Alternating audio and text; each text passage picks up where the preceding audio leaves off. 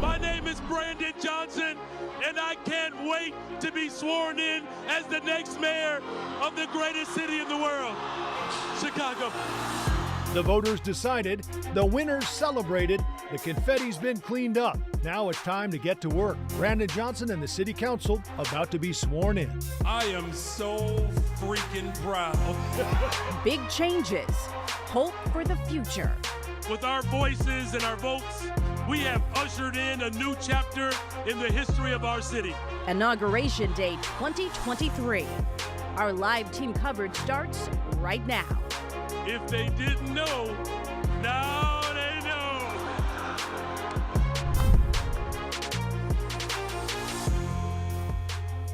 Good morning, everyone. I'm Erica Sargent. Great to have you with us. I'm Joe Donlin. Thanks for joining us for our special live coverage of Inauguration Day 2023. Let's start with a live look at the UIC Pavilion, where the ceremony will take place, set to get underway just about 30 minutes from right now. Over the next couple of hours, we will have your front row seat as Chicago swears in its new leadership. The mayor-elect began his day in the limelight about an hour ago. Here he is arriving at Michelle Clark Magnet High School. Students and community organizers in the Austin neighborhood where he lives wished him well. Johnson lives close to that school on the west side, as Joe was mentioning. In fact, he's the first mayor to live in that part of the city in nearly a century. Joining us here in the studio, two excellent analysts, former Republican Party chair here in Illinois, Pat Brady, and retiring Alderman Leslie Harrison. Great to have you both back with us. Who, for the first time in decades, is not at the city inauguration, by the way. No, sad about she that? is not. You know what? I am not sad. I'm happy to be here and, you know, just watching things on TV, not being amongst the masses right there. It's exciting. I'm excited for the incoming alderman. I'm excited for the mayor. I have lots of hope for this administration. Yeah. All right. You get to weigh in from a different perspective. Yes, now. I do. No filter. We are also joined by our colleagues fanned out across the city. Chris Tye, Dana Kozlov at City Hall for us. Jim Williams is in the newsroom. We begin, though, with Marie Saavedra out at the UIC Pavilion. Marie, the doors open at 8:30. What's the crowd like? Pretty excited. I think hope is the right word, and I know we've been saying that a lot this morning, but there is an energy in this room. No one doubts the amount of work that needs to be put in to make Chicago as great as it can be. But there is a sense of optimism in this room as a lot of people here are gathered to support not only Mayor-elect Brandon Johnson, but the alderman who will be sworn in today and other city leaders as they get ready to do incredibly important work starting at noon today. We are at Credit Union One Arena, right at the intersection of the Ike and Racine, and earlier today, this is what it looked like when we were pulling up and we saw our crews out there getting a picture of a flag being raised right outside, the fire trucks from the Chicago Fire Department in position, Chicago police on every corner just making sure that this area is as safe as possible. You can see they're even getting that fire truck nice and spiffy to make it look its best on what is a historic day for the city of Chicago. As far as inside of Credit Union One Arena, we've got a lot of people filling these seats. They went through security at the front doors, and now they're in here. A lot more people within the last probably 20 minutes as we get ready to hear from everyone at this podium once this program starts. And a little bit about it, it's going to reflect the diversity of Chicago that so many of us love and appreciate. We're going to hear from pastors and rabbis. We will see African and American dance. We'll hear from children's choirs. We'll also hear from the inaugural poet laureate of the city of Chicago reading some poetry. In all, I think, again, it is a hopeful vibe in here, and it harkens back to what the theme is. If you'll see the program here, Chicago for the people. That is the message that Brandon Johnson's team is trying to communicate today, and we expect them to do that once we hear from him in his inaugural address. For now, Joe and Erica, I'll send it back to you. Big morning ahead for sure. We'll be in touch, Marie. Thank you. Now let's turn to our political investigator, Dana Kozlov, and Chris Tye, who are live at City Hall. The mayor is expected to host an open house and greet well-wishers there this afternoon. Dana and Chris. That's right. That'll be around 2 o'clock, Joe and Erica. If they were making a movie about this day, this is the moment in time where the placard name of Lori Lightfoot slides out and the name Brandon Johnson slides in, the vacuuming, the polishing of the building. We've seen some of it literally in the last few minutes. They're really getting ready for the new boss, right? And there's the folks here who are doing the legwork. There are sort of the white-collar folks who may be over at UIC because they're more of the political structure. But inside this building, while it's quiet here on the first floor, you get the sense sense, Dana, there's a lot of activity sort of right under the surface. Right, and you know, it is going to be really interesting, of course, to hear what the mayor-elect, soon-to-be Mayor Brandon Johnson, has to say in his speech, because as we have discussed, there is a lot he says he wants to accomplish, and then he has to get down to the business of trying to accomplish it. And one of those things, when I talked with him back in January, I said, what is the first thing you would do? The first thing you would do when you became mayor? And he said, I would try to get jobs for kids, youth employment. And it'll be interesting today to see if he is able to do that. Summer's upon us, right? And all of those sorts of things, I think, we'll want to hear today. A lot of people are going to want to hear. And the honeymoon was over very quickly. Yeah. You know, there was that unrest down in Millennium Park. There was the death of the 2 firefighters on back-to-back days. He was pulled into the machine quite quickly and had to deliver on a very high level in a very short amount of time. We heard from sources that Mayor Lightfoot, of course, as is tradition, will be on the dais today, kind of handing over the gavel. The two of them met 2 days after the election up on the 5th floor, where Johnson said it was an emotional day to walk into that office, which, as of noon today, will be his formally. That's right. And in the meantime, you know, we expect to see people start lining up here. Probably not quite yet, but maybe in a few hours. So it'll be interesting to see how many people actually come to City Hall later today to meet the new mayor as the dawn of this new administration, you know, begins. And we saw a rousing applause for Lori Lightfoot as she left on Friday. We're anxious to see how Brandon Johnson is welcomed, how he gets here. There's some questions about the mechanics and the politics of how he arrives. Might it be by CTA train in a symbolic way? How that all plays out, of course, we'll be here at our perch watching it throughout the day. That's right, and we will bring you any details, new details, as we get them. But for now, we will throw it back to you, Joe and Erica. Okay, Dana, Chris, thank you. Our Jim Williams joins us live now from the newsroom. Jim used to be the press secretary for former Mayor Richard Daley. So, Jim, what do you remember about this day? You went through one, as I recall, right? Eric and Joe, truth be told, I remember very little about the only inauguration I attended as a member of the administration. It was in 1995 at the Auditorium Theater, but because it was Mayor Daley's third swearing in and he had been in office for several years, it lacked drama. There is nothing like the drama of a man or woman taking that office for the first time, and 40 years ago, Harold Washington's inauguration as the city's first black mayor was monumental. I, Harold Washington, do solemnly swear that I will support the Constitution of the United States. For the outgoing mayor, Jane Byrne, just a few feet away, Mayor Washington said he had inherited a financial mess from Byrne, adding Byrne hired hundreds of city employees in the waning days of her administration. Washington vowed to reverse that decision right away, to the delight of a standing room only audience at Navy Pier. We must immediately cut back on how much money the city can spend. Monday, I will issue an order to freeze all city hiring and raises.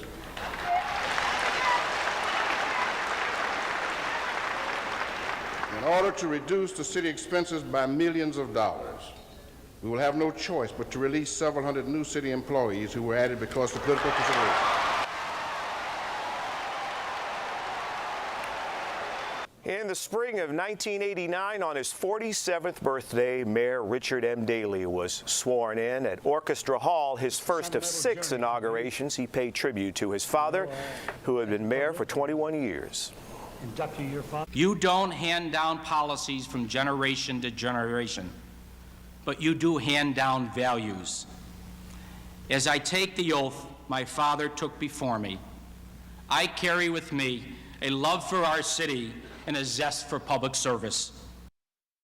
Rahm Emanuel's first of 2 inaugurations was in 2011. Our problems are large, but so is our capacity to solve them, he told the crowd in Millennium Park. Then Vice President Joe Biden was there supporting Emanuel, who had been White House Chief of Staff. I, Lori Elaine Lightfoot, the Constitution of the And 4 years ago, this memorable moment when newly sworn-in Mayor Lori Lightfoot declared reform is here and ripping shady backroom deals, part of her pledge to end aldermanic privilege. She then turned around and stared at the alderman. These practices have gone on for far too long, and this practice breeds corruption. Stopping it isn't just in the city's interest, it's in the city council's interest. Today, as Lightfoot leaves office, aldermanic privilege, which gives members of the City Council a lot of control over what happens in their wards, is largely intact. A reminder that some goals voiced in an inaugural speech will not be reached, and so 4 years from now, we'll look at Brandon Johnson's address today and grade it in terms of his aspirations outlined today. Erica, Joe? Yeah, thank you, Jim. A quick question for you. So I know that you've been through many iterations of this, either covering it or being a part of the administration. Brandon Johnson's having this open house for City Hall. If you think back to sort of being embraced by the people, what other times in the inauguration have you seen similar circumstances, say with Mayor Rahm Emanuel doing the same thing, even having his outside and walking then to City Hall? Take us back through some of that. Yeah, 1989, Mayor Daley had a meet and greet at his office in City Hall, the office, as we said, his father had held for more than 20 years. I remember Rahm Emanuel's inauguration. Alderman Hairston was there, was at Millennium Park in 2011, and he and his family walked Randolph to City Hall to begin his meet and greet, and the reporters were trying to ask him questions, and he largely ignored them as he was walking to his City Hall office for the first time. All right, Jim, is there any truth to the rumor that you doubled as an usher at that administration inauguration back in the day? I could have done it. I was a jack of all trades. Yeah. I would have been. I was the chief. The funny thing is, I was a chief usher at the Auditorium Theater for Andy Frayne in the 70s. I could have been able to seat the people who are arriving for the mayor's swearing in. No one doubts that. Jim, we'll be tapping into your insight throughout the morning. We'll see you soon. Well, now let's bring in our panelists again. Let's start with you, Leslie, since you've been through the inauguration process several times. A lot of the 50 aldermen are taking part in the ceremony for the first time. So if you think back to when you first did it, what do you remember about that significant day?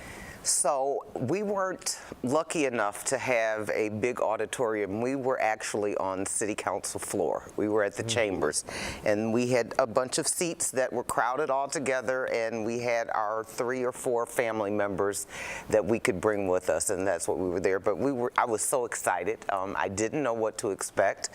What I anticipated and what actually happened were totally different. I thought I would have this nice, quiet office, and people would walk in. I could offer them a beverage, and we could chat about issues, and that it would be kind of like a regular office. Well, that was not the case at all. Pat, let's bring you in. Chris Ty mentioned if we were going to make a movie today, and the movie that came to my mind was the old Robert Redford movie, The Candidate. I'm sure you've seen it. What do I do now? What do I do now? He wins the election, and then he's sitting in the back seat of his car and says, now what? And his consultants leave. Right. So what is Brandon Johnson? Is there an element of what now to this? I kind of thought so election night, but from what I've seen in the last couple of weeks, what he's done, the appointments he's made, the way he's kind of carried himself, I think don't underestimate his skill as a politician or a guy that actually knows how to appeal to the folks that supported him. The big challenge, and I love Inauguration Day because it's a fresh start. Not every country do you get to do these kind of changes of power without somebody getting shot. So let's be happy that we have the system that we do. But I think he's going to have to appeal to that 250,000 voters that didn't support him, and he's got to build that coalition to get his agenda through. But I think today is going to be a day of celebration. I don't think there's going to be a lot of detail right now. Leslie, I agree completely. It's a work in progress, but I think it'll be a good speech, and I think it'll be an uplifting day. And this is a city where 7 in 10 people think we're going the wrong direction. We need a day like this. No, I agree. But I do think he's going to do a little bit of work. As we've seen in past administrations, doing an executive order, halting, putting a freeze on jobs or hiring until they can go in. I mean, Wasn't the Harold Washington clip amazing, though? Because he was the progressive, and the first thing he does is goes, we're not going to spend more money. That was fascinating. Well, but and it's the same thing here. It's been the same thing for each administration. Before anybody leaves, they start before the election putting people, giving raises. So, in order to be fiscally responsible, I think that the mayor would put a halt on everything until his people got a chance to see, who did we bring in the past 6 months. There was one clip that Jim had that probably sticks out in your mind, I'm sure yours too, Pat, where Mayor Lightfoot basically talks about aldermanic privilege, gives a strong stare to all the aldermen and women.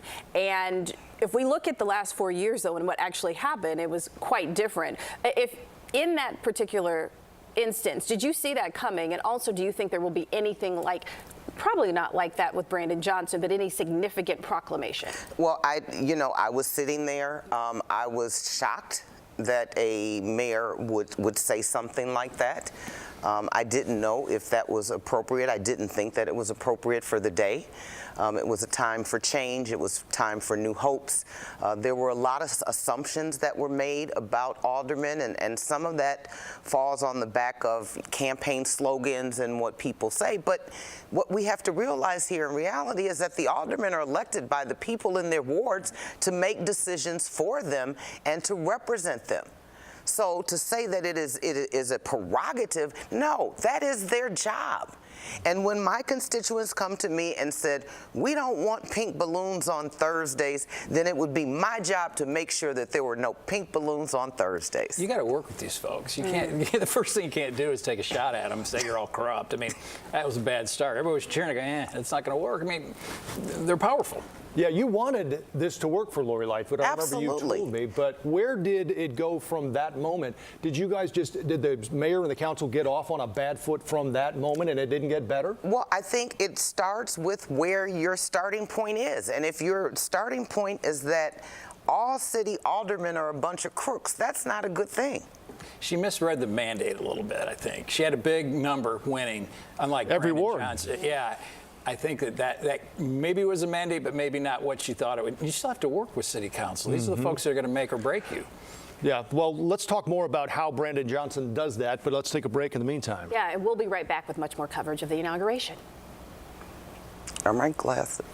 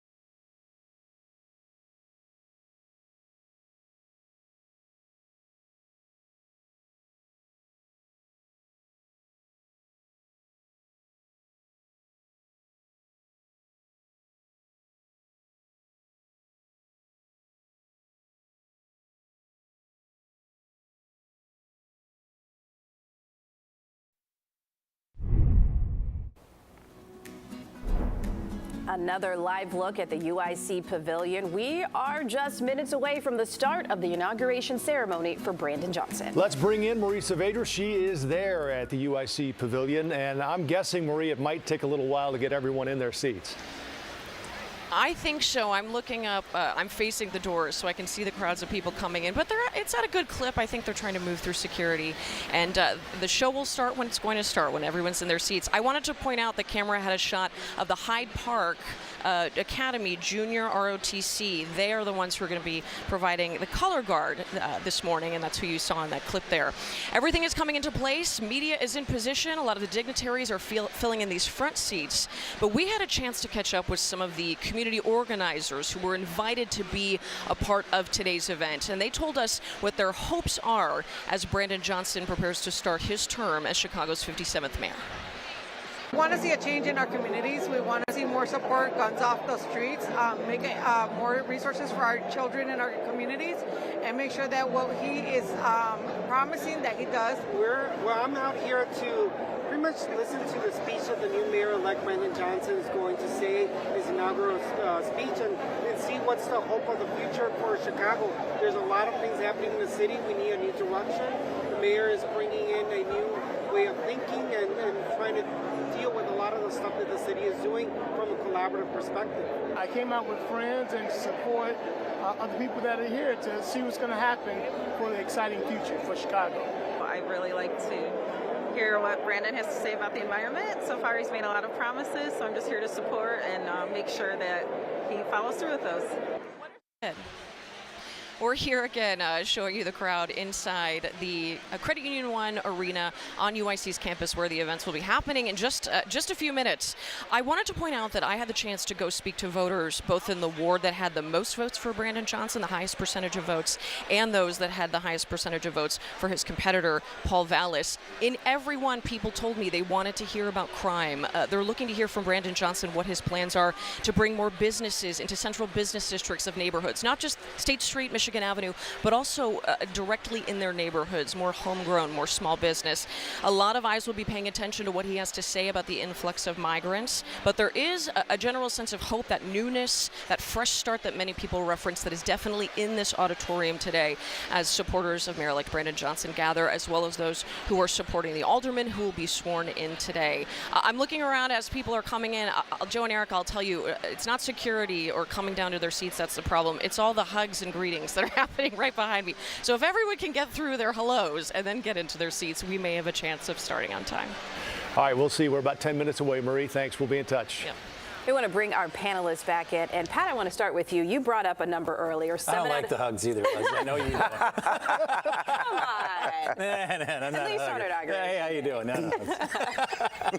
So you were saying earlier that 7 out of 10 feel like the city's not going in the right direction. And if we're realistic about Brandon Johnson, while many thought that he may not be a front runner, he also didn't win by a landslide. You know, Vallis had a significant point of that. So what pivot do you think he needs to make coming into office to now be inclusive of those who are probably skeptical and may not have voted for him? I think he needs to, at some point, reach out to the business community, which I think he's already done to a certain extent. Say, hey, I may have different ideas than you guys do, but I'm not the enemy here. We don't succeed unless business succeeds. But public safety, as we talked about before, that's the #1 issue. And he's going to have to, I don't think that hiring 200 detectives, I mean, I was prosecutor for 10 years. That's not going to work. We need to put cops on the L. We need to get the force back up to what it used to be, respectfully and with integrity, not like the old days. But that's the message I think he needs to send to calm people down that maybe didn't vote for him. Because it's a broad solution to the crime problem, but solution #1 is stopping the crime and then enacting these programs like the job programs to get people out of crime. So I think he can do it. If there's one guy I've seen politically in the last 10 years that could probably do it, it's him. He's a very talented guy. And I think he'll do that, and I think he might be very successful with it. So let's start with this, Alderman, because Pat was bringing up the point about the progressive Harold Washington, the progressive Lori Lightfoot. Brandon Johnson, you said, is progressive and then some. Right? Yes. So how does that look in terms of policy? Because it was an issue in the campaign where the word defund became a point and an issue, even in our debate that Erica pressed him on. How does his policy look when it becomes progressive? How does that look to you? So I think what happens is that you look at a combination of let's do the law, and then let's let the police do what police are supposed to do. And if there are mental health issues or mental health crises, let's go ahead and get that done separately. And I think we've heard that from him over and over again. You know, for the treatment, not trauma, has been something that they have been. It's not as far apart as not as far as part of a big solution. Absolutely. But you got to do it all. But and I think he is committed to doing that. I know that that the council members have been committed to doing that. There's just been no other leadership that has been committed to doing that. This is not new, and I think this will be good for him, you know, because you've got to do that. When you've got 14-year-olds carjacking people, you know, there's some other issues there that need to be addressed. And so it's to put the focus where the focus needs to be put on the entities that have the responsibility for implementing them. We will have a very different city council, 13 newly elected, plus the ones that Lightfoot put into place who are going to be sworn in for the first time. We know about the challenges and the, I would say, friction that was between Mayor Lightfoot and the city council. What do you think is going to be the dynamic, and do you see any challenges off the bat for Brandon Johnson with city council? So off the bat, I think there will be a couple of challenges, but that's more about hurt feelings than anything else. You know, well, when the council took the action of increasing the number of city council committees, when they increased that to more than half of the city council, you know, they had to have known that this probably was not going to be the formula that works, especially if you're talking about having to fund pensions and all of the resources that we've been using here as a city. There is no unlimited amount of money there. So to see that spent on something else, I think would have had people raising their eyebrows. Apparently there have been some decisions made. We won't know for sure until they have that first council meeting and those committees are well, they have already reduced them, hasn't he? They have reduced them, and some people that were committee chairs are no longer committee chairs. So we're talking about the hurt feelings. But again, we have to realize everybody doesn't get a trophy. You know, this is, and it does, I think it just take a minute. Nobody, I don't think, on the council wants to see a mayor fail. So I think that everybody, it'll just take a minute to adjust, but then I think they'll be all right. Just work it. Work it. Like good, you know, all the good ones work it, and they get it. They can get it done. Yes. It's not. People don't disagree as much in these bodies in Springfield or wherever as people think they do. I think there's always deals to be worked out. Well, and there are members of the committee that supported different people that are still chairs. So, you know, it is not as political, or maybe that makes it political because it's being wise to spread it around as opposed to only those that supported a certain person. You are looking at a live picture from the UIC Pavilion where the inauguration is scheduled to get underway in just a few minutes as soon as everyone finds their seats.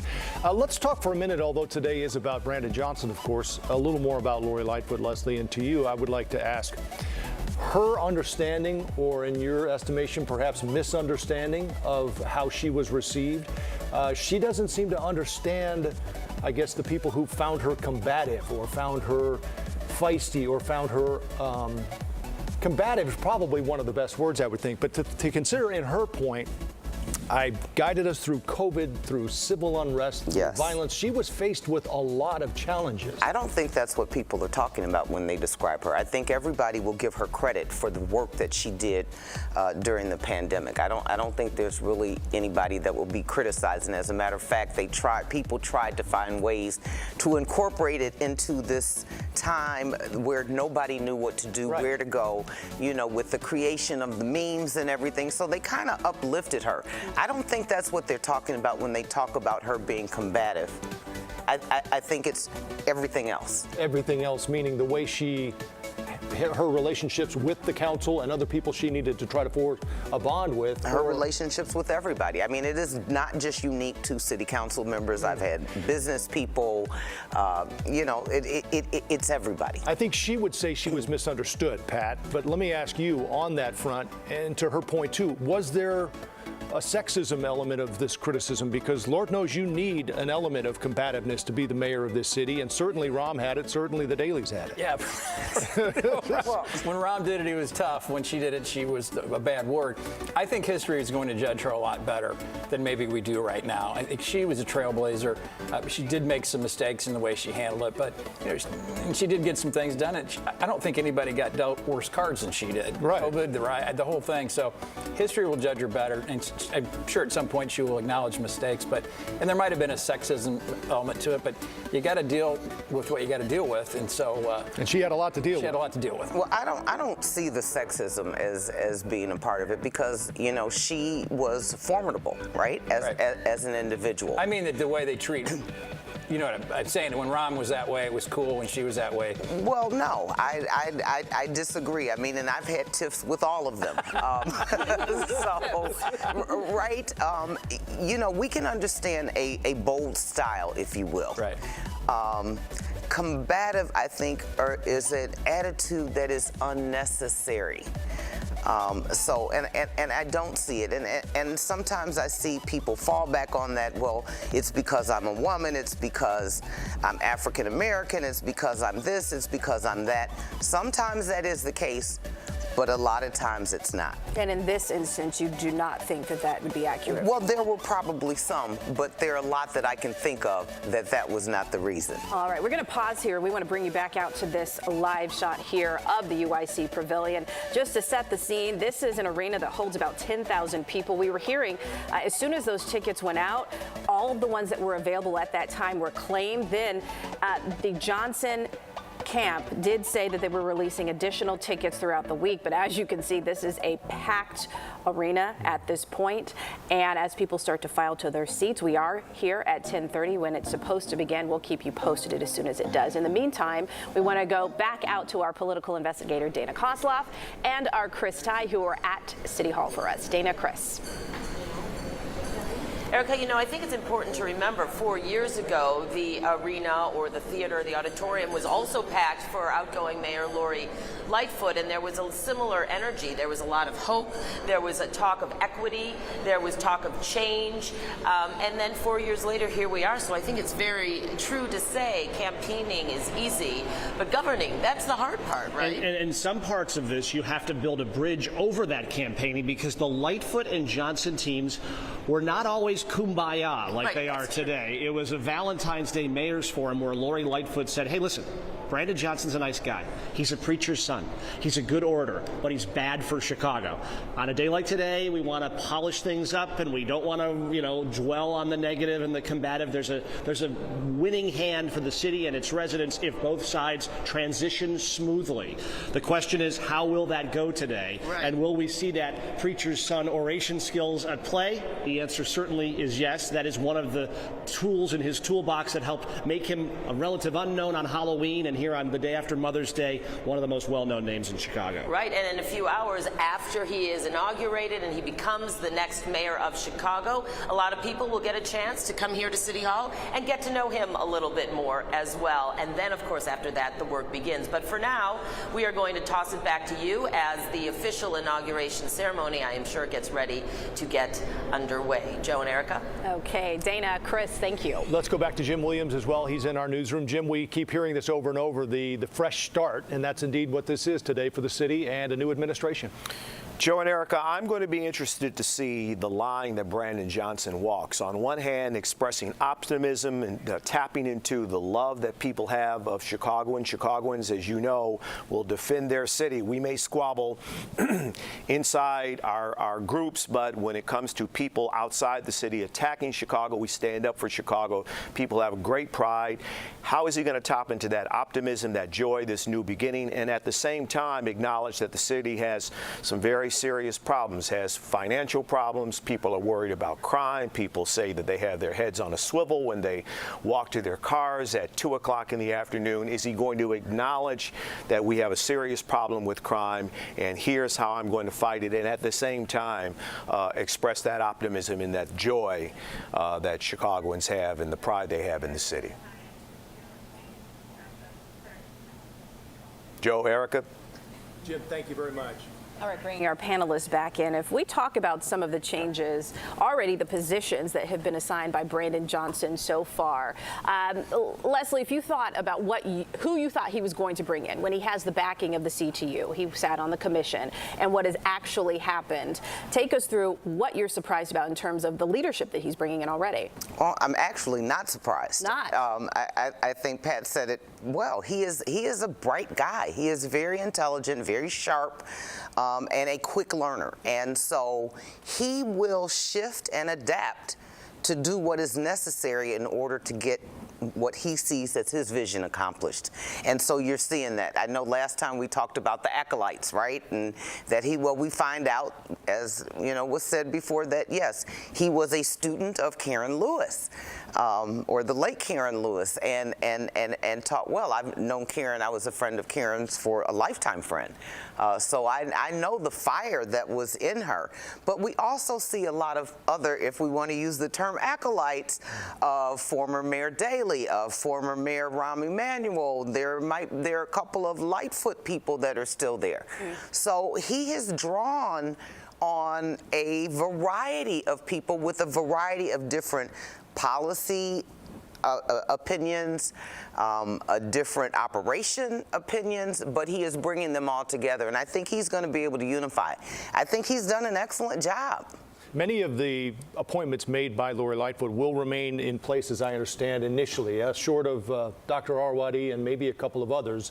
As I understand it, many of these positions will be carried over. For now, Pat. At some point, though, Brandon Johnson will probably put his stamp on this city to be more like he wants it. How do you foresee that? And is this city so big, it's sort of like a freighter in the ocean, it's hard to turn? In some ways, it kind of runs itself. Yeah, it does. But to your point, he's got to put people in there that know how to run government. His resume is pretty thin on that. And he is smart enough to know that he's to put people in there that have been here to this rodeo before and they can get the job done. So I think his picks, however he fills his cabinet out, are be consistent with what he's done already. It's going to be a mix. I was fearful when he was running it was going to be a CTU show with people that really haven't run City Hall and have an agenda that's not for the whole city, but he's doing just the opposite of that, which I think is a great sign. No, I agree with you on that point, but I also think that in some of the key departments that are aligned with some of the things that he'll be looking for, that's where you're going to see the changes. We already saw that, because like on the public safety side, he put more people that would be more lined up with maybe Paul Vallis than exactly. Exactly, and I would think that in some of the other areas that there will be changes that will deal more with the city as a whole as opposed to just certain portions of a city. So I think we will see some changes along there. But then there are some commissioners and people that have done an excellent job at reaching out to all parts of the city and seeing that there's equity spread throughout. So I suspect that they will come. This is a point where I think the aldermen that have been there are going to have a lot of persuasion as to who has been effective, who has not been effective, and how they've been effective. And so I think their input will be very much needed. You made a point earlier about how you've already seen sort of this shift. You weren't surprised by it, but already he's bending a bit flexible in terms of shaping his cabinet. And what other ways, Pat, do you think that there's going to have to be a change from the initial campaign points that he brought up when he actually gets into office? The one that's stuck in everybody's mind is defund police. And he's going to have to make, I think, at some point, a pretty affirmative statement that I do support the police, and we need to. Public safety's got to be the #1 issue. I'd like to see him put police officers, something not more beyond symbolic, put police officers on the L. Get everybody back on the L. Something visual. Something visual. I'd also like to see, and Leslie, I'd love to hear what you think about this. This speech is an opportunity to think something big. What can we do something big? What are we going to do with the loop? Can we do some big project? And we've got NASCAR coming. Can we get Formula One or some other things that the city can rally around? Those are probably bad examples, but things that we can all rally around and kind of get a unified purpose. I think we can rally around having a safe summer. Right, you know, exactly. sometimes it's big because it's doable. Right. And I think that we can do it. And yes, there are some things that are going to happen, but when we talk about defund, we have to make sure that we stop labeling these things with these terms, because what I heard him say, and what I also heard him say in his commercials, look, let the police do the police work. We need mental health. And so I think he's talking about the way that the budget is appropriated and finding ways that deal with the issues that we do not deal with. And so exactly, but short term, we got to show. He's got 4 months here before Labor Day to show some kind of results on crime. That's when it's going to be. He's got a short honeymoon here on the crime. He's got 2 weeks before summer season. Memorial Day. I get Memorial and Labor mixed up. I got to make sure. Well, the first hot day. You know, we already saw what happened. Well, it'll be tomorrow. You know, and if a lot of people, and I'm one of those people, you know, I'm no safer than anybody else. And so when I have to, we've got a lot of graduations and everything, and I have to think whether I'm going to RSVP yes or no, depending on where it's located and how fearful I'm feeling that day. Yeah, when you can't take the L, it's certain. When you used to be able to take it all the time, we got to get it so everybody feels that they're safe. I had an event, a graduation a couple of weeks ago off of Michigan Avenue. I would have had to have parked in the underground. Yeah, no. And I decided, yeah, no. But you know, I ended up taking another form of transportation. Yeah, But I'm saying, you know, if I have these, I know everybody else has these. All right. We want to go back out to UIC there at the Credit One Arena, and that's where our Marie Saavedra is. And we can see it looks like the color guard is coming in there. So we are here at 10:39, getting close to the start of this program. Send it back out to you, Marie. Yeah, we're wondering a little bit about what the holdup is, but I'll tell you, I know what it is when you just look to the side. I mentioned a lot of people meeting and greeting, spending time with each other. I think it's going to be an announcement overhead probably shortly, asking people to take their seats. That'll be our first clue that we are about to be underway. But you mentioned the color guard. They will be one of the signifiers that we are underway. Also, I want to let you know about what we can expect in those first few minutes to kick off this inauguration ceremony. We'll begin with a choir, a choral worship performance. Then there will be a dance performance from Mutu Dance Theater. They perform both American and African dance, so that should be a really interesting show here on the stage. After that will be the presentation of colors from Hyde Park Academy's Junior ROTC. Then we will have the Pledge of Allegiance. Oh, excuse me, I think they're making that announcement right now. I'm trying to hear it. So that's a positive side. They're telling people to get to their seats. We will hear the Pledge of Allegiance, we will hear the National Anthem, and then we will also hear the Black National Anthem performed before we start to hear from some of our speakers this morning. So with that announcement, it looks like some people are trying to get to where they need to go to, so hopefully we will be underway here to see Chicago history happen, a front row seat right here on CBS 2 in just a few minutes. All right, Marie, thank you. We're going to step aside for just a minute. Our coverage continues of Inauguration 2023 right after this.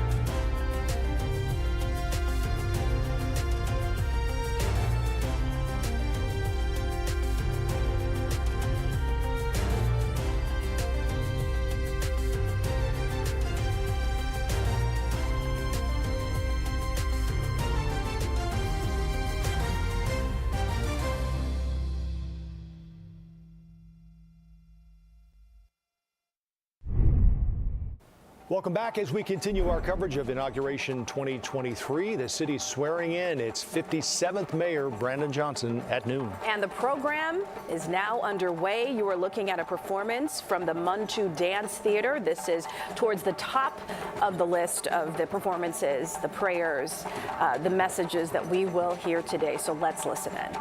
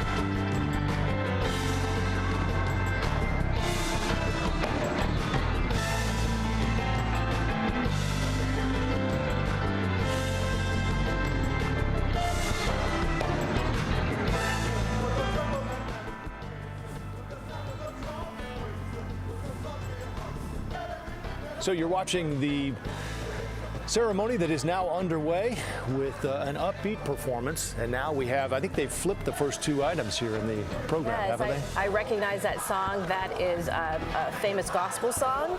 And it looks like that was how they were going to start the performance there, Joe, with some special music and choral and orchestral arrangements performed by Destiny Workshop and Praise Chorale, the Rise Orchestra, and the well-known Karen Clark Sheard, a gospel artist. Yes, after this will be the presentation of colors. Let's listen in for just another minute.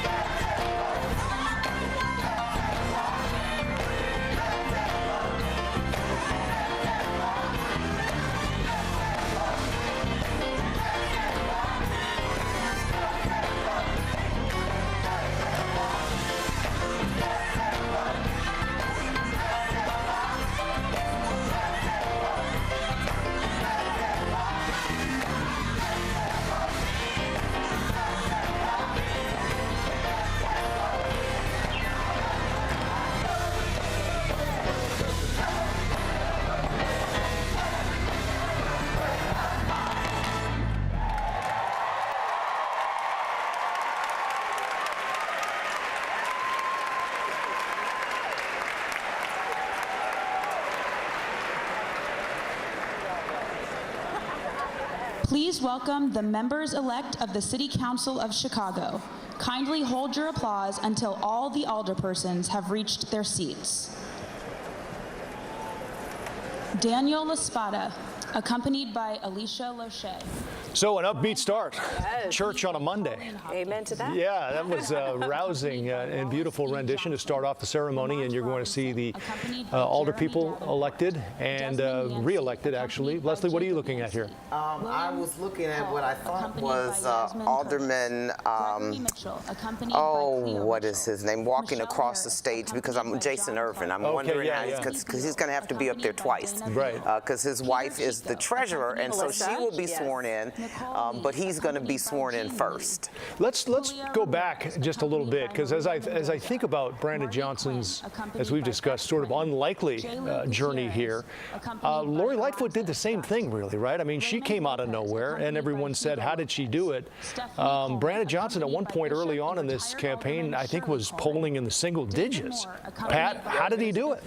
CTU, they had a ground game. They had a ground game that they've been put together for 10 years, and they actually delivered the vote. I mean, it was a close election.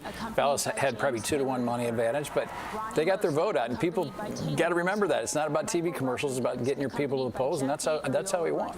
Now, we had earlier last week, our Chris Tide did a piece where he spoke to some analysts as well who said, who would you rather have, the CTU or the police union, when it comes to the people who are actually going to be on the ground, as you were saying, Pat, and work the polls. And it had less to do with ideology and just the sheer amount of people and their willingness to work. So, Leslie, what are your thoughts on the strategy that he used to not only have the support of the CTU, but also many in the community who came out to also work for him? Well, I think, people actually wanted to see something different. We've always been at the brink. We've never tipped the scale. And so now I think we realize to tip the scale. And if you're going to go forward, you need fresh blood. You want new blood, and you want new ideas. All of them might not work. All of them might not be good, but you want something different because you know what you're getting with what has been. The other thing that was interesting to me in this campaign was that as much as I remember thinking at one point, why is everyone going after this guy Brandon Johnson? Because he really didn't have the name recognition. Because he was good. Certainly that Chewy did. He did. I did some other media with him, and I'm like, whoa, this guy's pretty good. Well, right, because all of a sudden Lightfoot's now attacking Garcia, and as Garcia sort of started to fall, Johnson came on. And when you say good, though, what specifically stood out to you? Just intelligence, sharpness, savvy when it comes to... they had a message, and you know how to deliver it. And he had the right message at the right time with the right political backing. But he didn't come for progressive to get like the Paul Vallis vote. The Republicans might more represent. You can't be too scary, right? You can't be talking about things that are going to scare him away. And he didn't. He just delivered Obama-esque. And I mean, nobody's going to be like Obama, but in that way where you could deliver a message that was maybe further left than some people are, but he didn't scare people. He just delivered it well. But I think what people really wanted to hear and what they appreciated was their honesty. Look, we're going to have to do some things with taxes. Look, we're going to have to do some things differently. And I think people respected that. A lot of times politicians think people can't handle bad news. We can handle bad news. We can handle things that are different. Allow us the opportunity. But he's the truth. But he's been... Kindly hold your applause until all guests have reached their seats. The alder people are now seated, and Illinois Governor J.B. Pritzker, accompanied by First Lady M.K. Pritzker. Illinois Lieutenant Governor Juliana Stratton, accompanied by Second Gentleman Brian Eccles. Illinois Attorney General Kwame Raoul, accompanied by Che Raoul. Illinois Secretary of State Alexi Janulius, accompanied by Josephine Janulius. Illinois Comptroller Susana Mendoza, accompanied by David Sostak. That's nice that Kwame Raoul, the Attorney General, is being accompanied by his daughter. Che. Yes. There we go.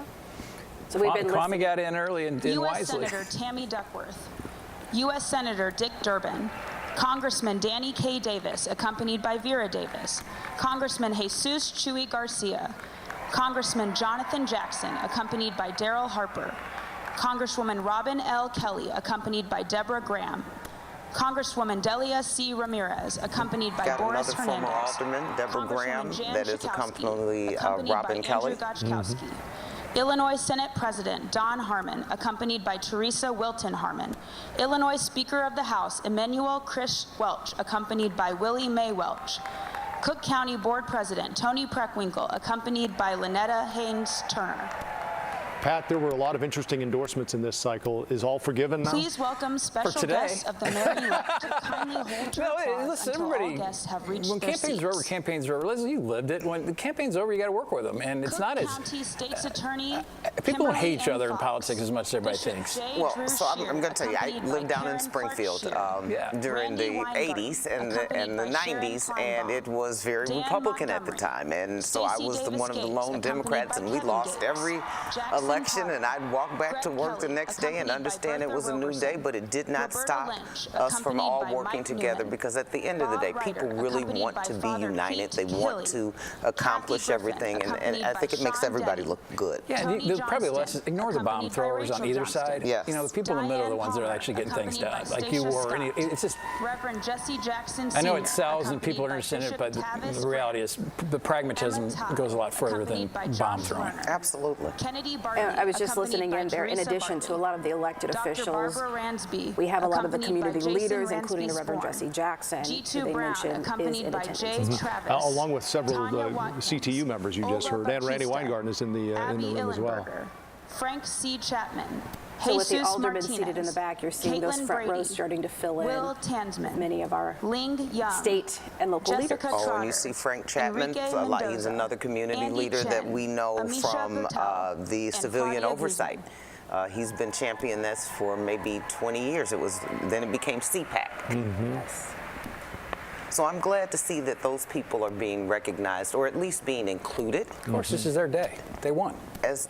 Yeah, you know, you win, you get to. I think Obama said it. Yeah, victory has consequences. Please welcome the Honorable Diana E. Lopez.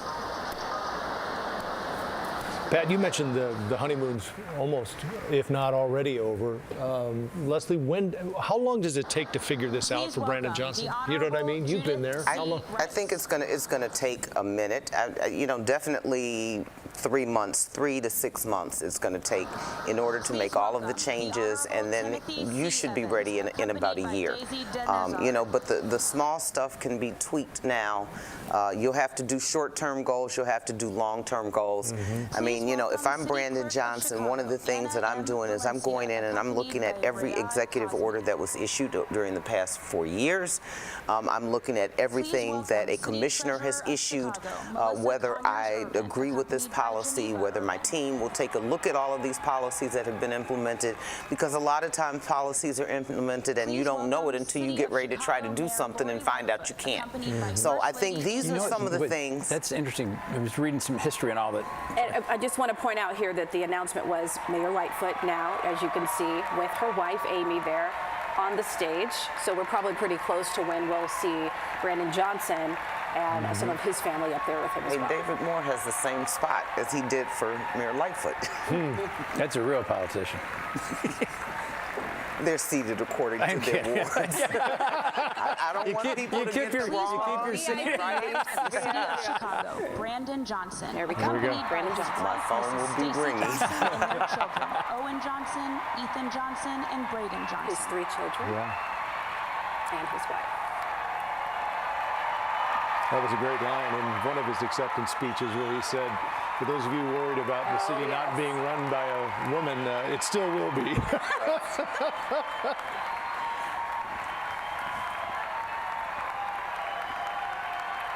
Glad to see Mayor Lightfoot got a good reception.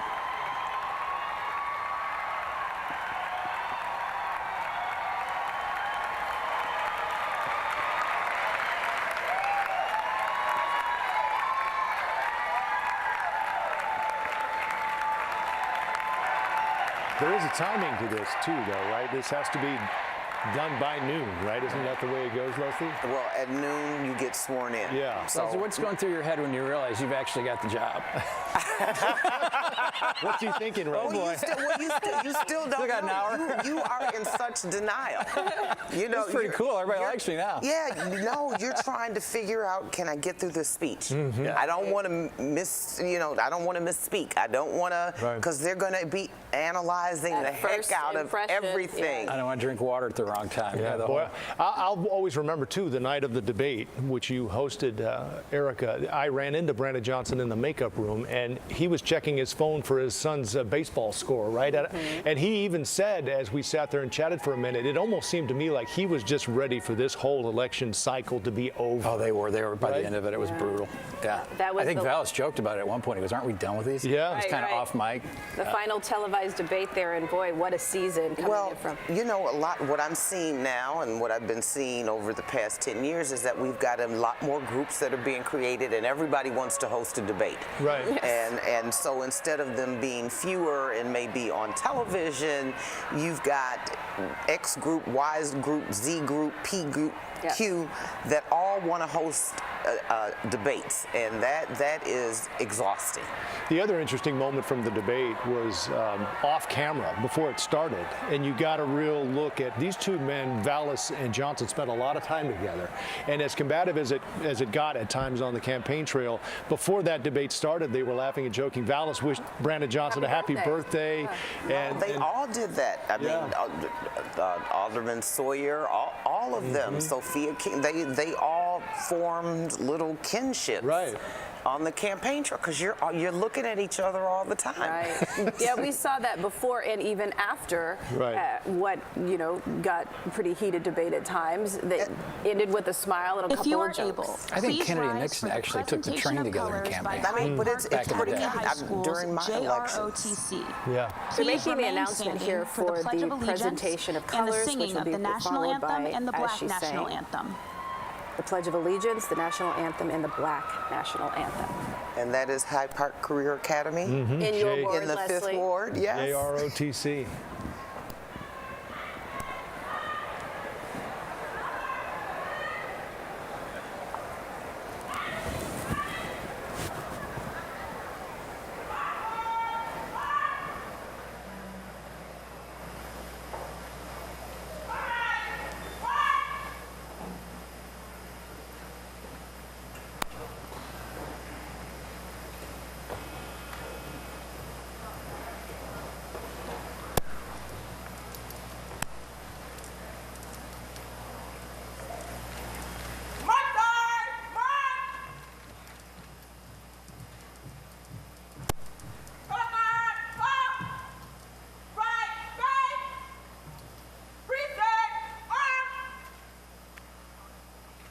The Pledge of Allegiance will be led in American Sign Language by El Mendiola. I pledge allegiance to the flag of the United States of America and to the republic for which it stands, one nation, under God, indivisible, with liberty and justice for all. To perform the national anthem, please welcome Cassandra Figueroa.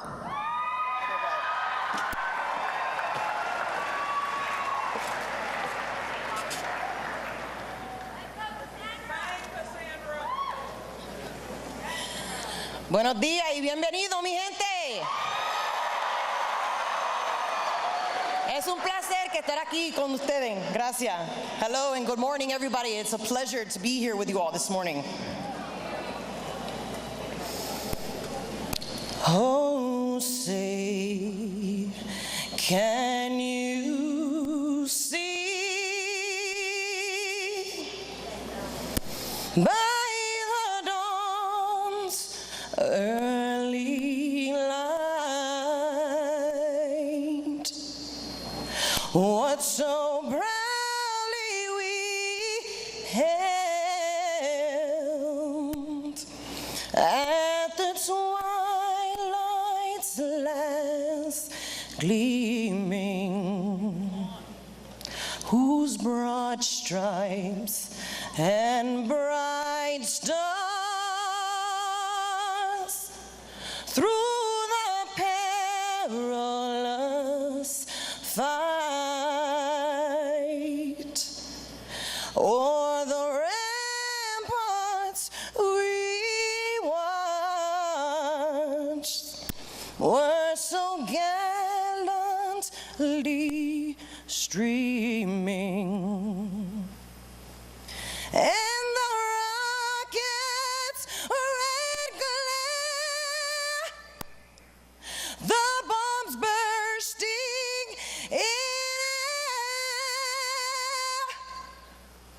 gave proof through the night that our flag was still there.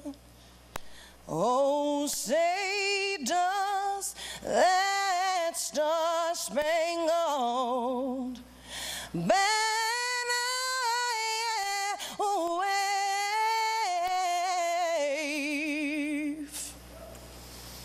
o'er the land of the free and the home of the brave.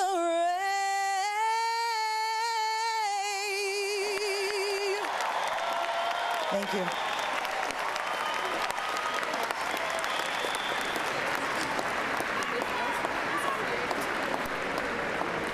To perform the Black National Anthem, please welcome Walt Whitman and the Soul Children of Chicago.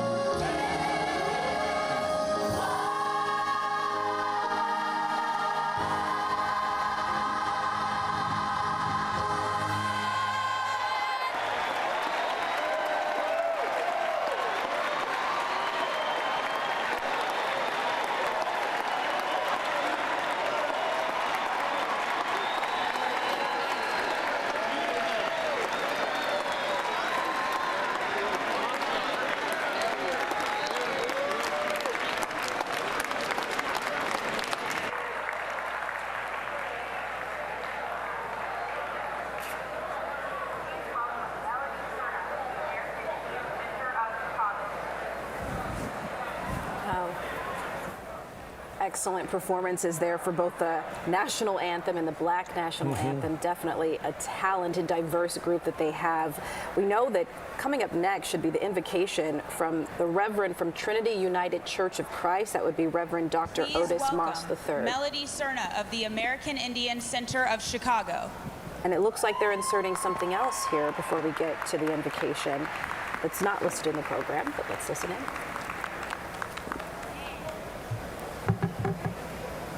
Ani Buju Minugugajeb. Hello, good morning. The American Indian Center of Chicago is pleased to partner with the Office of the Mayor to put together this land acknowledgement. Over the past few years, land acknowledgements have become a trendy way to bring awareness to the original people of a particular location where the land acknowledgement is being delivered. Unfortunately, most stop there, and that's not nearly enough. Today, I want you to consider your relationship to this land, the environment, the original people of this land, and the descendants of people whose land is the foundation for the city you know and love today. Chicago's origin story is rooted in very difficult reality that we all must confront together. It centers on the very land we're gathered upon today, and I ask you to consider for just a moment, how was this land originally acquired? Long before the metal beams scraped the sky and the freeways scarred the soil, citizens from numerous Native nations made this land their home. Chicago is the traditional homelands of the Council of the Three Fires, the Ojibwe, Odawa, and Potawatomi nations. Many other nations, including the Miami, Ho-Chunk, Menominee, Sauk, and Meskwaki, also made their homes here.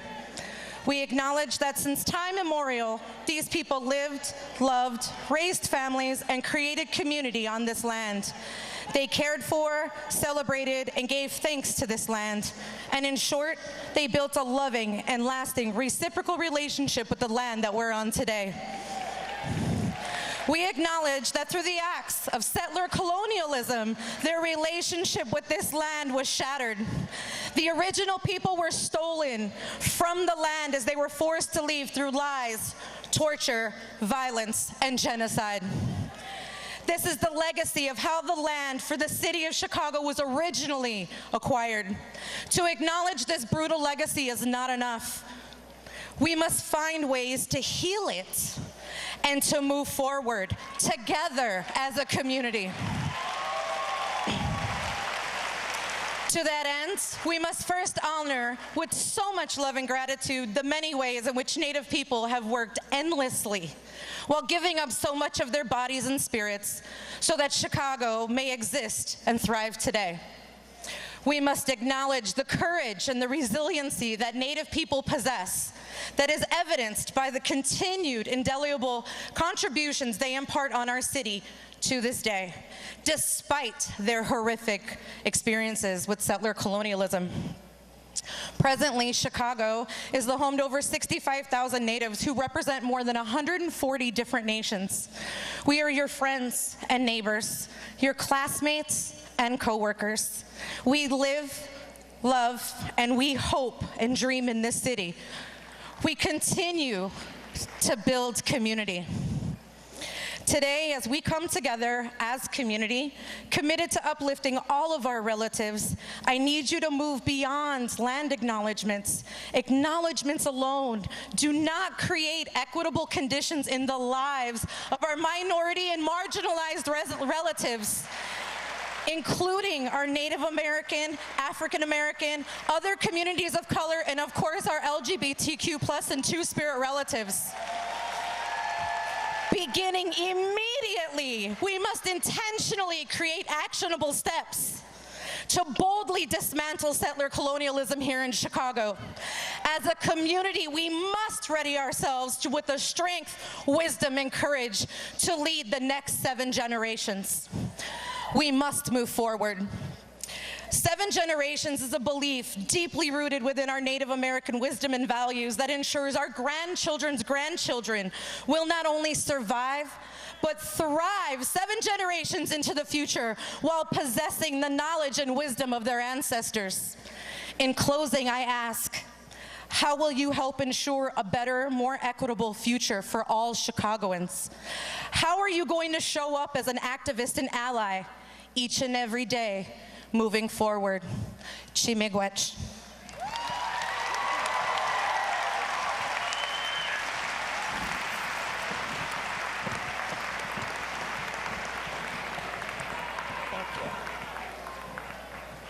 The mayor will now bring the city council to order.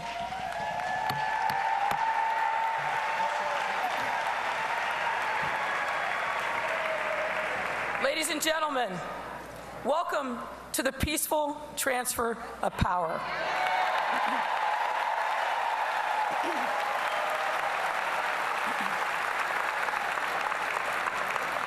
The City Council will now come to order. Please be seated. To deliver the invocation, please welcome the Reverend Dr. Otis Moss III.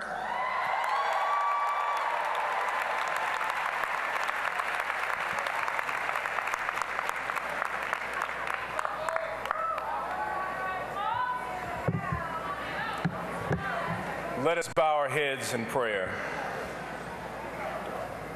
Upon the land cultivated by the Ojibwe and the Odawa, in this city of big shoulders founded by a man of African descent named Dusabo, we, the citizens of this tapestry of diversity and mosaic of humanity, invoke the Holy Spirit. May the aspirations of marginalized children, forgotten elders, homeless families, and vulnerable veterans find space and voice in this administration.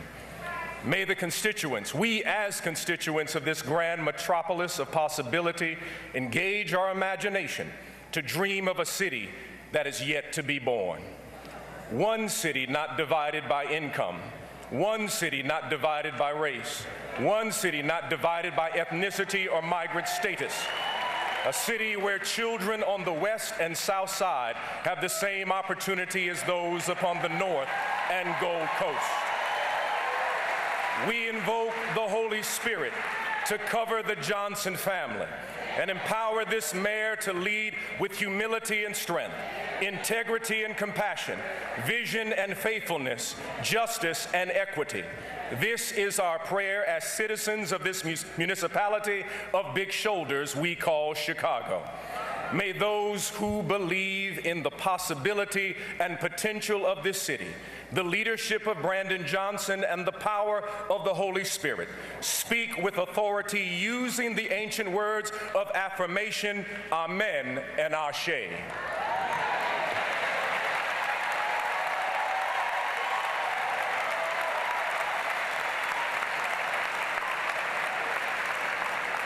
To deliver an original poetry reading, please welcome the inaugural Poet Laureate of Chicago, Avery R. Young.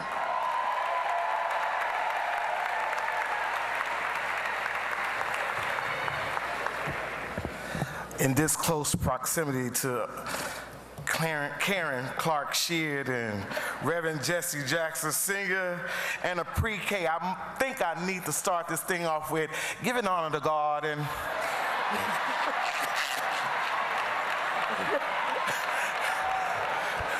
look here, if I make a mistake, don't laugh. Just pray my strength in the Lord.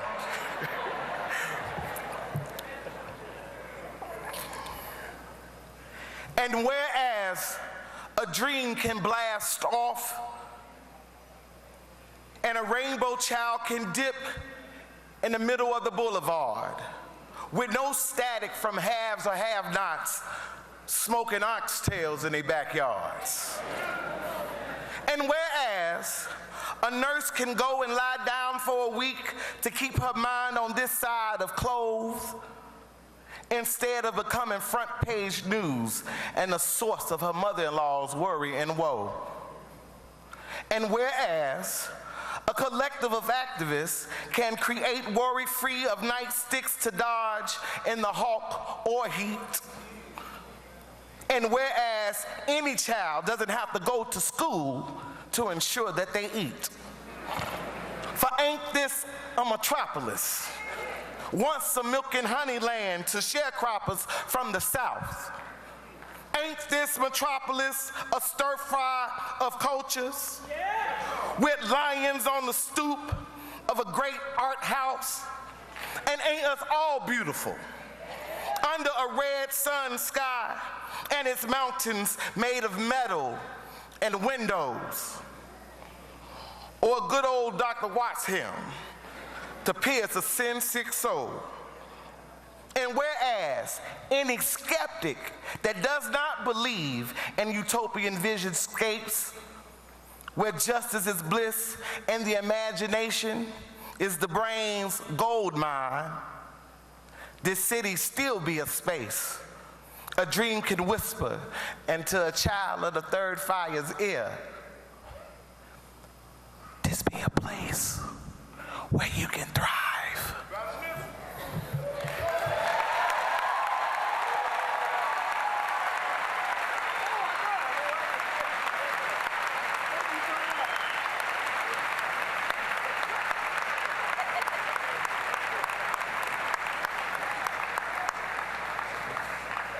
To bestow the blessing, please welcome Rabbi Shoshana Conover.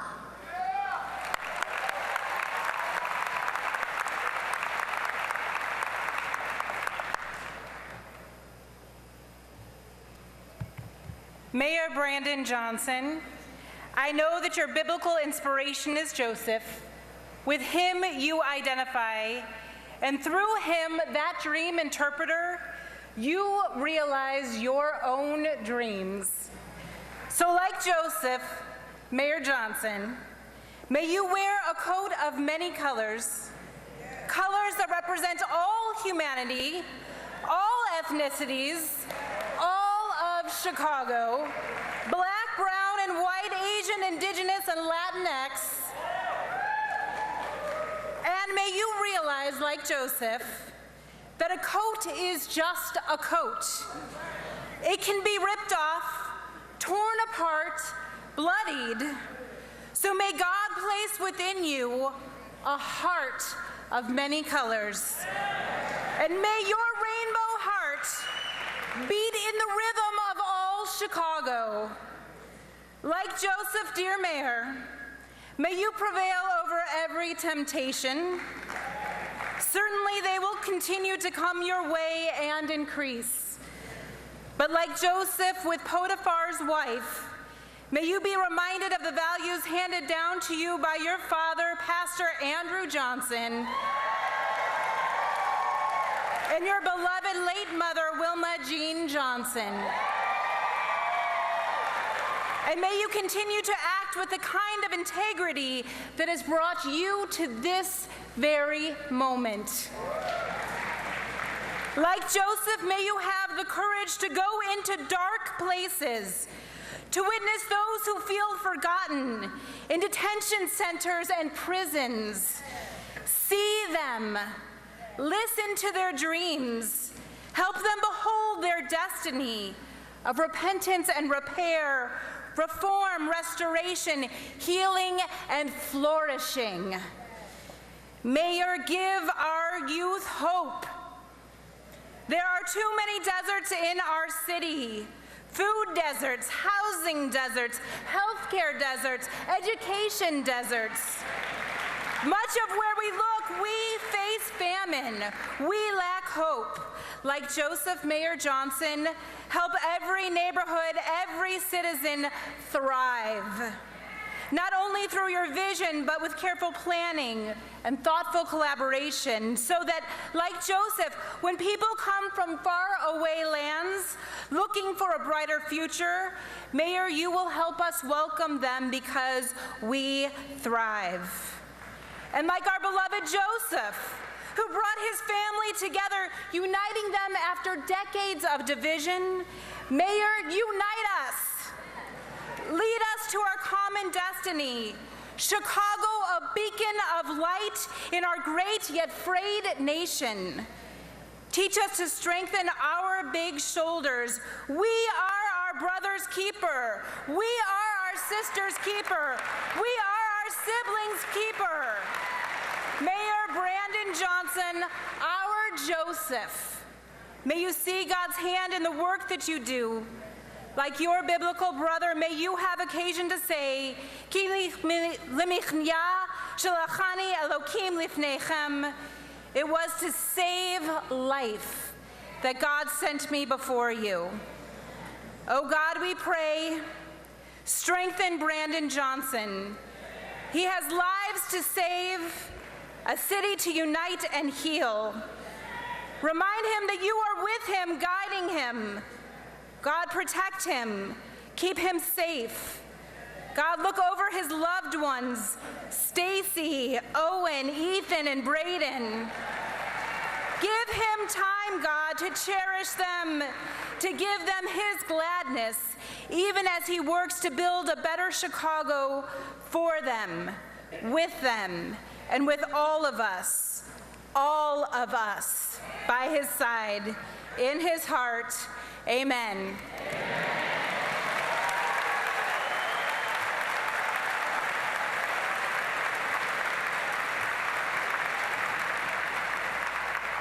Please welcome City Clerk of Chicago, Anna M. Valencia, to present for the record an official statement concerning election of mayor, city clerk, city treasurer, and alderpersons.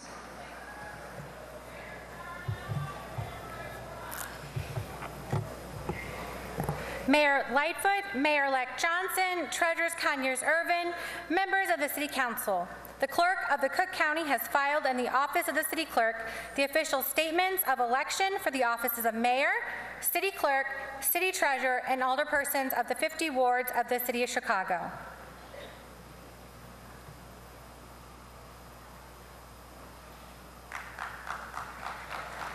Please welcome the Honorable Deanna E. Lopez, Circuit Judge of the Circuit Court of Cook County, who will administer the oath of office of City Clerk to Anna M. Valencia.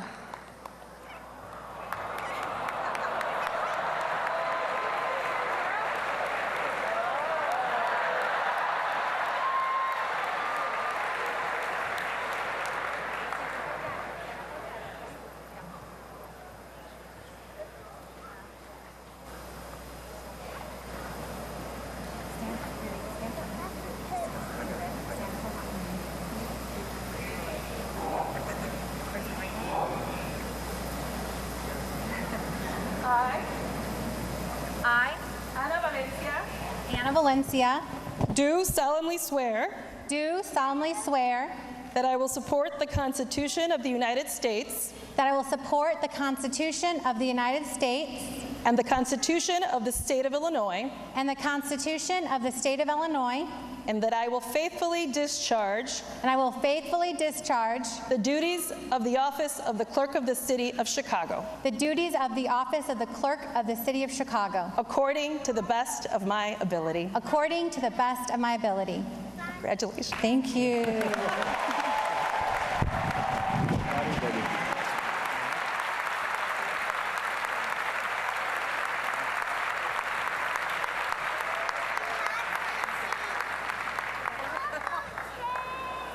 City Clerk Valencia will now administer the oath of office to the alderpersons-elect of the City of Chicago.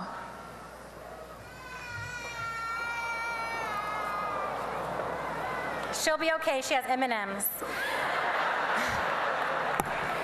Will the alderpersons-elect of the 50 wards please rise?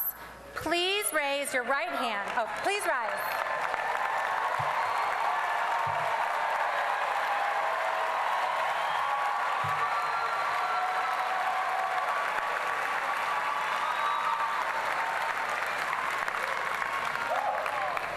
Raise your right hand and repeat after me.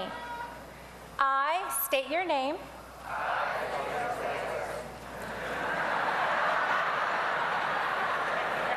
Do solemnly swear that I will support the Constitution of the United States and the Constitution of the State of Illinois, and that I will faithfully discharge the duties of the office of Alderperson of the City of Chicago, according to the best of my ability. Congratulations.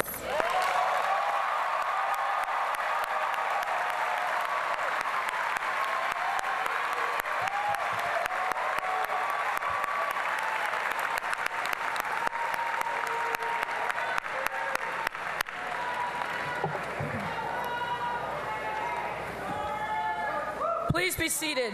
Madam Clerk, will you please call the roll? Alderman Daniel Espada. Alderman Brian Hopkins. Alderman Pat Dow. Alderperson Lamont Robinson. Alderperson Desmond Yancey. Alderperson William Hall. Alderperson Gregory Mitchell. Alderperson Michelle Harris.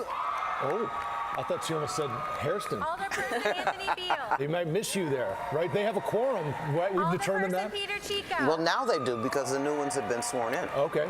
Congratulations. Thank you. Person, you were fantastic, and whoever you do next, best of luck. Thank you so much. I feel a little love. You know, I'm the only one on the set here without a law degree. 29 minutes? Yeah. 29 minutes until he has to get sworn. You can have mine, Joe. Okay. I'll share mine with you. Three of us will give I've had it long enough. I love sitting next to them because I feel like the legal. I always go to Eric. I call her my personal lawyer. Almost, all my legal questions I get answered through you guys. Leslie, what do you make of how this relationship will proceed from here? All of the 13 brand new Alder people, Alder men and women. They're Alder people. How do they figure out how this works with Johnson and how they work with him? Well, I think you've got a lot of veterans that are still there. They are going to definitely reach out to them if they haven't already. I know that they hosted a little meeting with some of the new ones so that they could, it was hosted by the finance department so that they could get acclimated to City Hall and to what their responsibilities are. I'm sure some of them will go and sign up with the Department of Human Resources to get your affairs in order. They've got to get IDs taken. So there's a lot of stuff that they have to do in order to be able to appear. Hey, look, so budget's done. What's the next big ticket for them? Well, budget is not done. I mean, budget was passed last year for this year. Right. But it doesn't mean that they're not amendments. As a matter of fact, we met 2 weeks ago and amended the budget because we needed to appropriate more money to deal with the migrants. So there will be some changes. I mean, just because it passed the budget doesn't mean that there will not be amendments. It needs to be flexible so that funding can be transferred or funding can be scaled up or scaled down. That's what the administration is going to be looking at. I'm sure there's some seasoned aldermen that are going to be trying to make sure they get a little more because they know the ins and outs. Yeah, they're getting down to just about the last alderman here, but as they do that, I want to ask, what role, we were talking earlier, Pat, about how one of the big issues going into this warm season is going to be crime. What role will City Council, the aldermen and women, play in that when it comes to working with Brandon Johnson? Well, I would think that he would be talking with all of them with any ideas that they have. He's named Brian Hopkins, his chair of the police committee. I'm sure that's a good example of reaching out. Yes, and I'm sure they not only have talked, but there will be a hearing so that they can address this in the public. Here's I now Mayor present Legler. to you for your consideration the official bonds of the Honorable Brandon Johnson as Mayor of the City of Chicago, their Honorable Anna Valencia as City Clerk of Chicago, and the Honorable Melissa Conyers-Irvin as the Treasurer of the City of Chicago, which have been certified as to form by the Corporation Council and certified as sureties by the City Comptroller. Alderperson Jason Irvin for a motion on the bonds. Alderman.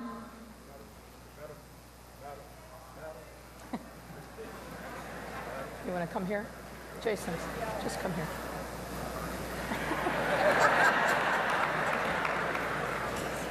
Madam President, I move the approval of the bonds for the wonderful people from the West Side, the Mayor, Clerk, and Treasurer.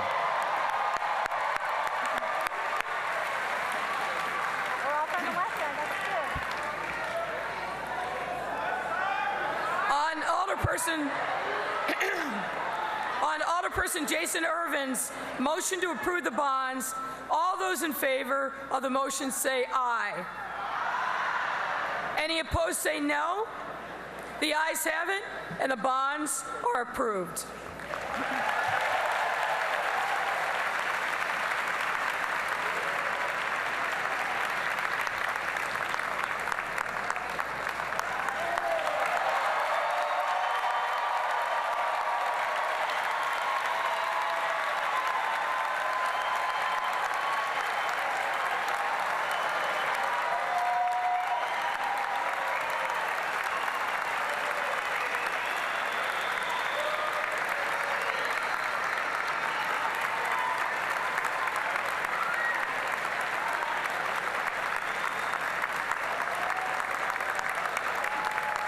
Please welcome the Honorable Judith C. Rice, Acting Presiding Judge of the Circuit Court of Cook County and former Treasurer of the City of Chicago, who will administer the oath of office of City Treasurer to Melissa Conyers-Irvin.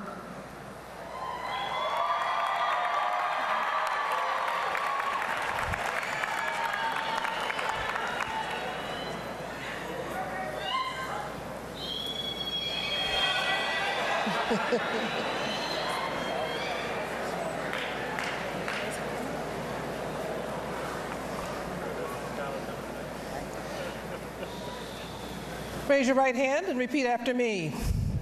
I, Melissa Conyers Irvin, I, Melissa Conyers Irvin, do solemnly swear that I will support the Constitution of the United States that I will support the Constitution of the United States and the Constitution of the State of Illinois, and the Constitution of the State of Illinois, and that I will faithfully discharge the duties of the office of Treasurer of the City of Chicago the duties of the office of Treasurer for the City of Chicago according to the best of my ability. according to the best of my ability. All right. Thank you. Thank you.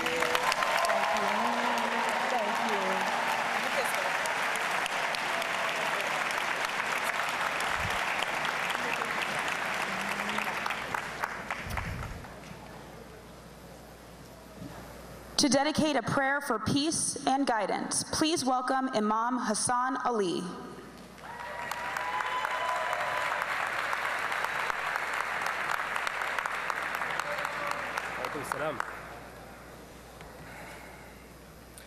In the name of God, most gracious, the most merciful. إن الله يأمركم أن تؤدوا الأمانات إلى أهلها وإذا حكمتم بين الناس أن تحكموا بالعدل إن الله نعم ما يعظكم به إن الله كان سميعا بصيرا. Indeed, God commands you to render trust to whom they are due. And when you judge between people, to judge with justice. Excellent is that which God instructs you. Indeed, God is ever hearing and seeing. Almighty God, I join hands with my brothers and sisters here today to pray for you, to ask for your blessings and guidance as we inaugurate our new leaders into positions of responsibility. May their hearts be filled with a deep sense of love and compassion for all people, regardless of race, gender, religion, or social status. May their leadership be marked by honesty, integrity, and a deep commitment to serving the common good. As we invoke your blessings upon us, give us a still and quiet heart and mind. Make us humble in the use of freedom, just in the exercise of power, and generous in the protection of weakness. Inspire the leaders who direct our city and our state that they may guide it wisely and well. Give them the wisdom to know what is right and the courage to do it. May our personal faith give us strength to act honestly and well in all matters before us. Help us to be moral leaders and guides for all people, and especially Mayor Johnson.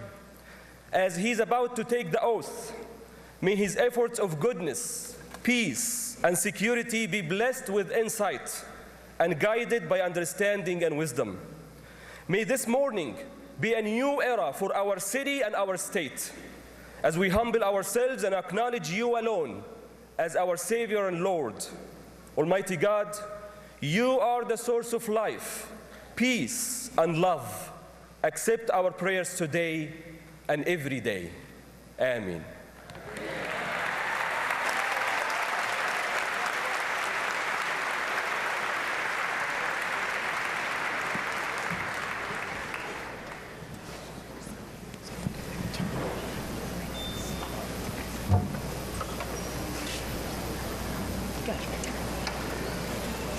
To perform a special selection of music, please welcome Karen Clark Sheard, accompanied by the Destiny Worship and Praise Chorale and Rise Orchestra.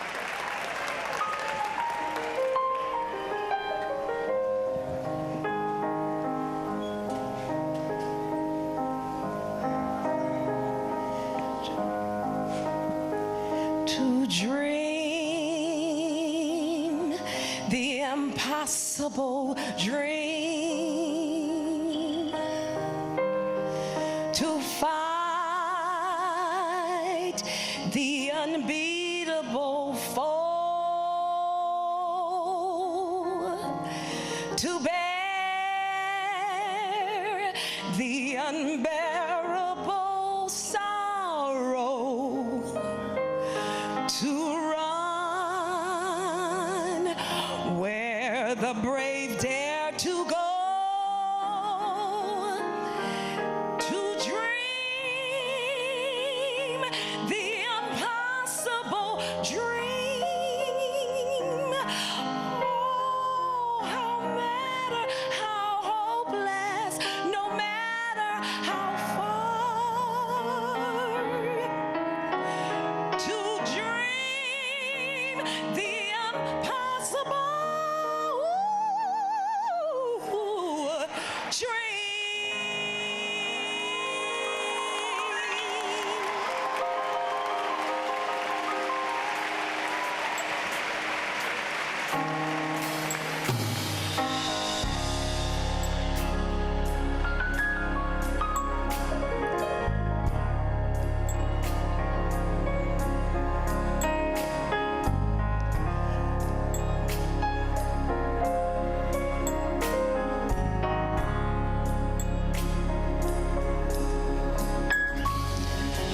Lord, I will lift mine eyes to the hills,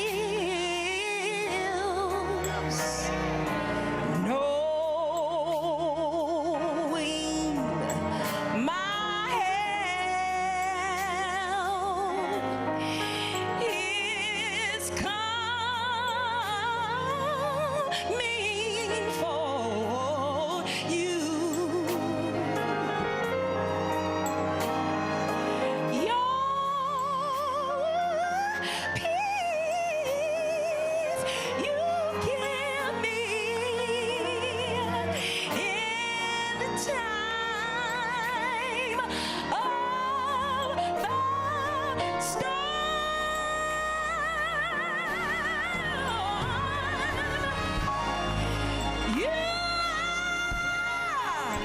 You're the source of my strength.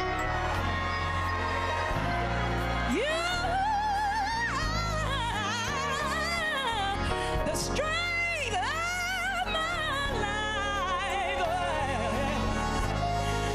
I lift my hands in total praise to you, Lord.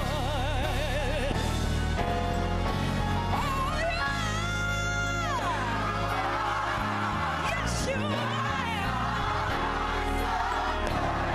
Is there anybody in the house know that God is worthy? Yes, you are. The strength.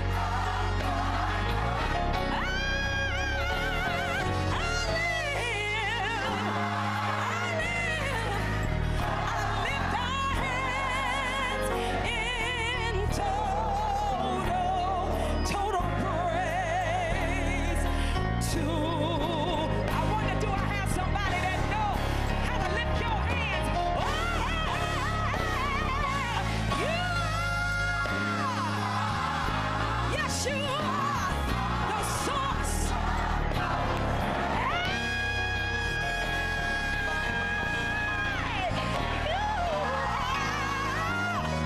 The strength of my life. Thank you, Lord. Oh, I live. We lift our hands in total praise to you, God.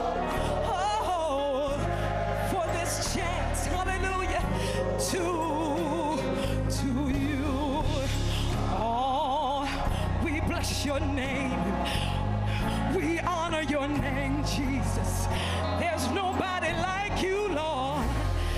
When I think of how he's brought us thus far,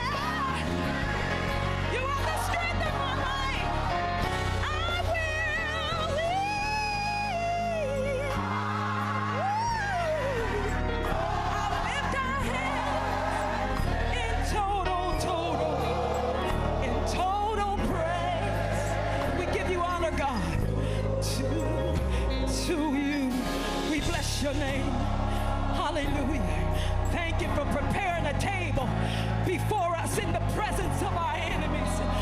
Thank you for being the Lord over our life. Thank you for ordering the steps of a good man.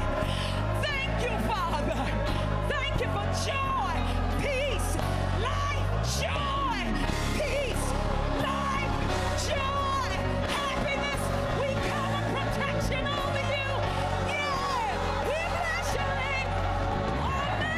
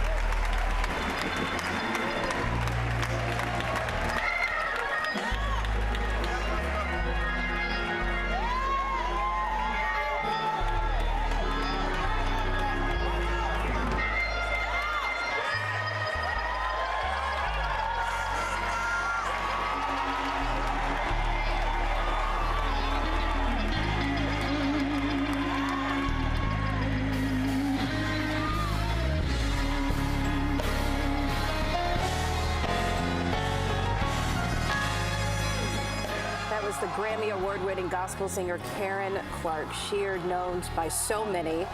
And with that performance, it looks like the mayor will take the oath of office next, followed by his inaugural address. The music has been fantastic.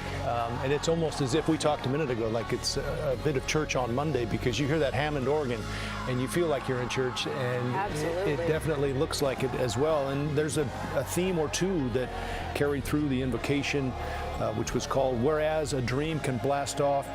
This is a place where you can thrive. And one of the other speakers saying, "Unite us, lead us to our common destiny." This is, again, a theme that we had talked about here leading up to this. Not to mention the song, "The Impossible Dream," which in many ways this was for Brandon Johnson just a few short months ago. And we know that they mentioned that so many of these new leaders coming in are from the West Side. And we've seen it with Brandon Johnson, we've seen it with Valencia. We also know that the benediction will be from a pastor from Lawndale. So the closing there will still reflect the community from which Brandon Johnson comes. And you also have Treasurer Melissa Conyers Irvin from the West Side, and her husband Jason Irvin. Great West Side. And it's hard with a powerful song like this to just let it go, so we can hear that people are still just so moved by it. Many people on their feet, including Brandon Johnson, the governor there, for such a powerful performance. And the next announcement will likely be Brandon Johnson getting ready to take the oath of office. Well, Leslie, you got 9.5 minutes. Anything else y'all want to get done? Yeah, I'm gonna move some things around. Issue some orders. Executive order for yourself. To administer the oath of office of Mayor of the City of Chicago, please welcome the Honorable Timothy C. Evans, Chief Judge of the Circuit Court of Cook County, and Mayor-elect Brandon Johnson.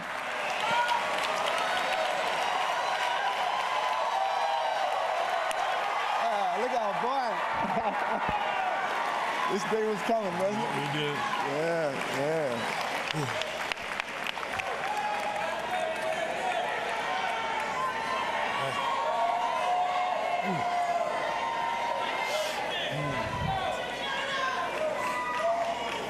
Raise your right hand and repeat after me, inserting your name at the appropriate time. I, and state your name. I, Brandon Johnson. Do solemnly swear. Do solemnly swear. That I will support the Constitution of the United States. That I will support the Constitution of the United States. And the Constitution of the State of Illinois. And the Constitution of the State of Illinois. And that I will. And that I will. Faithfully discharge the duties. Faithfully discharge the duties. The office of Mayor. The office of Mayor. Of the City of Chicago. City of Chicago. According to the best of my ability. According to the best of my abilities. Sir, you are installed. Love you, brother. You take care of it now. Yes, God sir. be with you here. All right.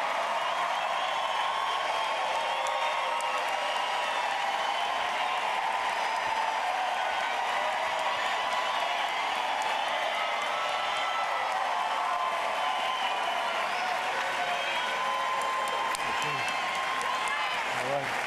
Wish me well. Good to see you, brother. Good to see you.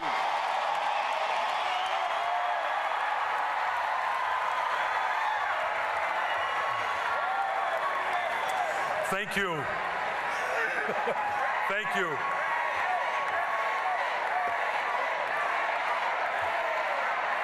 Thank you. Thank you. Thank you very much. Please, thank you. Please be seated. Thank you. Thank you. Thank you so much for being here today. I am truly humbled and honored to stand before you as the 57th mayor of the greatest city in the world.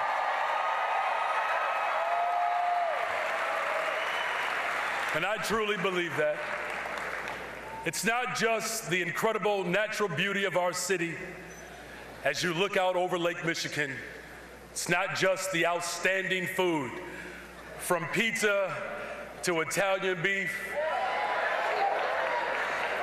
to the vegetarian tacos.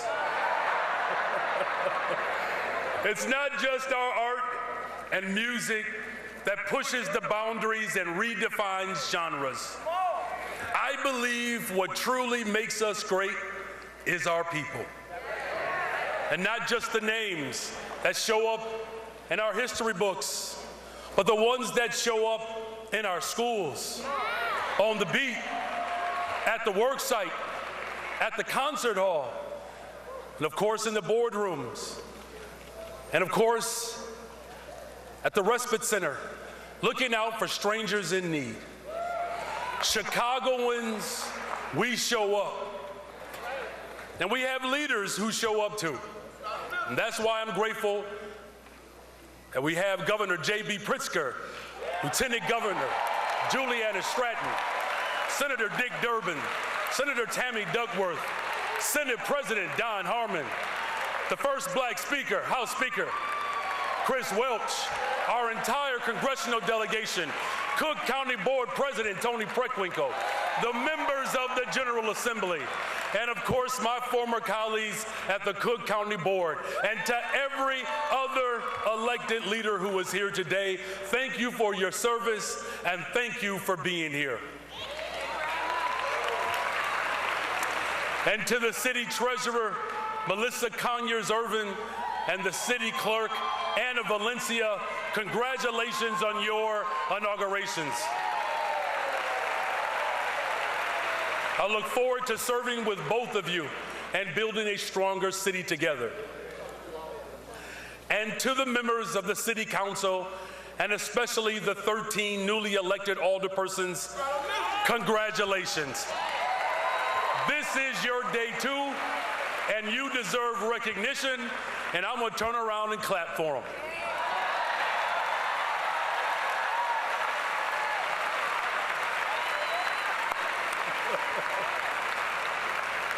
I want to make this clear.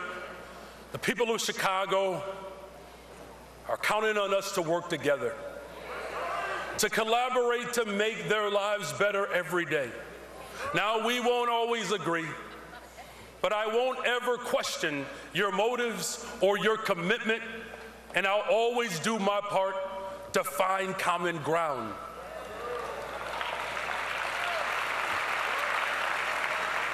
I'd like to thank Mayor Lori Lightfoot and her leadership of our city through turbulent times. Let us not forget that Mayor Lightfoot made history twice as the first black woman and the first openly gay LGBTQ mayor.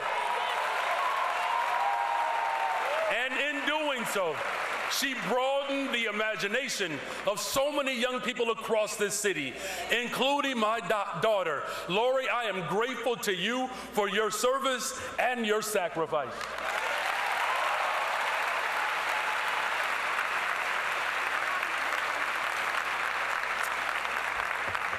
And to my extended family here today, y'all didn't know how many cousins I had until I ran for mayor.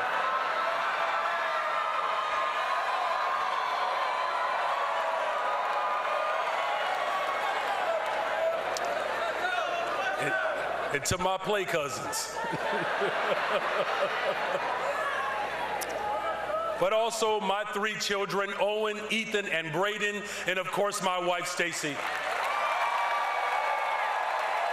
None of this will be possible or mean nearly as much without you. And of course, you all know I gotta brag a little bit about my wife. Because I may be getting inaugurated, but Stacy is the one making history today as the first black first lady in the history of Chicago.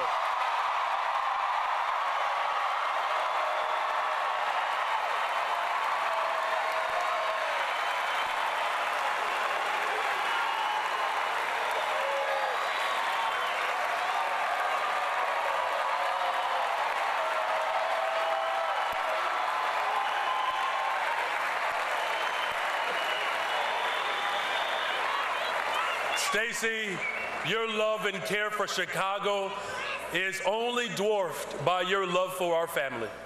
Thank you for everything that you do every single day and everything you will do for Chicago. Now, look, I'll be honest with you all. This is still very, very humbling for me. Because I have to tell you, growing up, I never imagined I could be on a stage like this. Growing up one of 10 in a working class family, it teaches you a lot about things. But I never could have foreseen this. Now, make no mistake about it, that doesn't mean that I'm not prepared.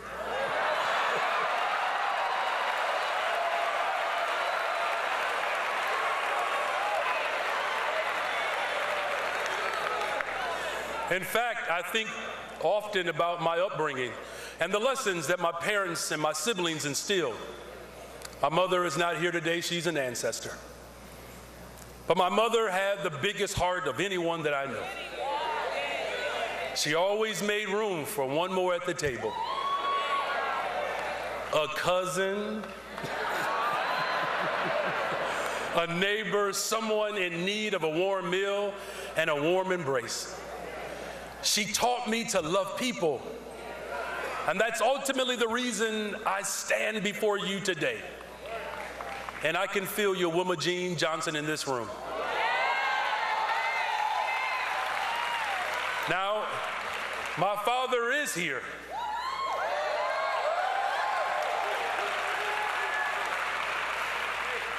He taught me what it means to work hard and to be accountable. This brother worked 3 jobs.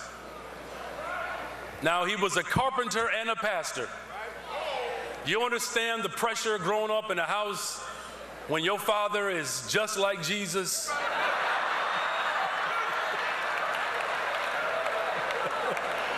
I've learned my core values of hard work and accountability and love that form the foundation for my approach to public service. And now I stand before you today as the new mayor of the nation's 3rd largest city.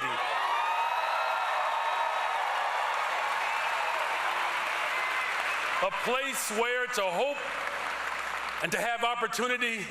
It's been here for decades, met with the promise and the possibility that only a place like Chicago can provide. There is something special about this city. I like to call it the soul of Chicago. Karen Clark Shear, this is where I believe in our faith tradition, we start to say, I think I feel my help coming. It is alive in each and every one of us here today, and it's always been the strong in the heart of everyone who has ever called this land home. I'm talking about the soul of Chicago. It's alive in the hearts of the Miami, the Sauk, the Potawatomi, who lived on this land for centuries. The soul of Chicago sent a black Haitian man named Jean-Baptiste Point de Sable to establish a city at the mouth of the Chicago River. It was alive in the hearts of tens of thousands who arrived here in the Great Migration, including my grandparents, who came to Chicago in search of a home.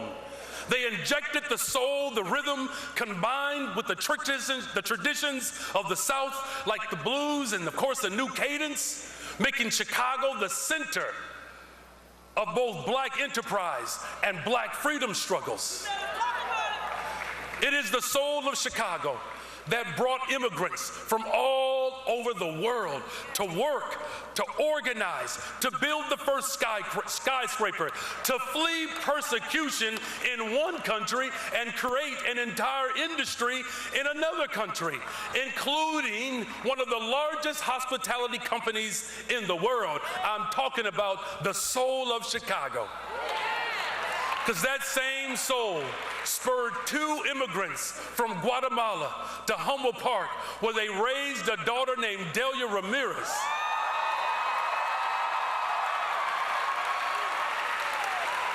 Who would grow up to make our city proud as a member of the United States Congress.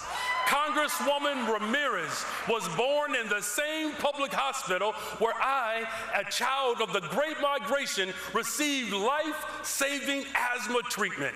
I'm talking about the soul of Chicago. That, my friends, is the rich soul of Chicago. That soul is what strikes me today. I'm marveling.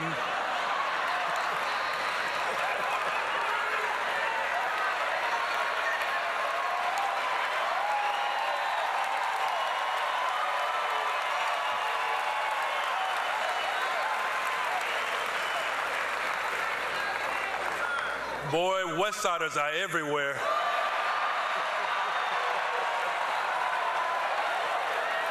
Because if you didn't know, now you know. I'm marveling not just at the peaceful transfer of power, or the miracle of American democracy, or the grand tradition of Chicago elections. It is how much we all share. I'm struck by how much work it took to bring us to this moment. How many decades of slow, grinding progress. Think about the labor movement, which produced luminaries like my mentor and dear sister, Karen Lewis.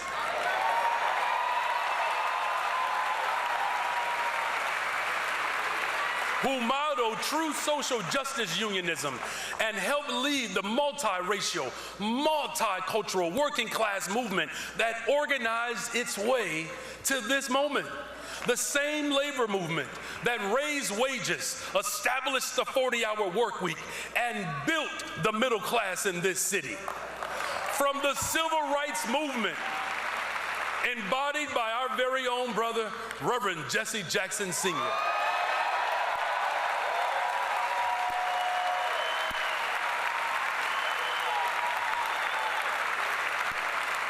which abolished racial segregation in our laws and gave us the Voting Rights Act. From the women's right movement, led by Chicago's Jane Addams and Ida B. Wells, which ensured women would participate fully in every part of civil life. In fact, we all are here because of the work of giants who came before us, and without whom this day would not be possible. I bring that up because so often in politics, we think and talk and argue about the things that divide us. I want to be clear about something. Those divisions are real. They are. Many people who love our city deeply have radically different ideas about how to confront the shared challenges that we face. It's true. Y'all know we need revenue. We have a structural deficit. And we have to invest in people. And we have to do that without breaking the backs of working people with fines, fees, and property taxes.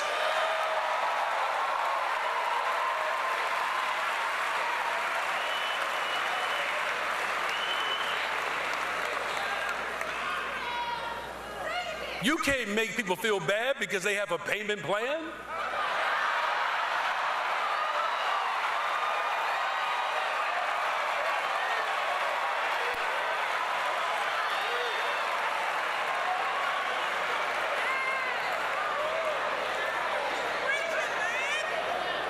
You can't stop someone with a payment plan from becoming mayor of the city of Chicago.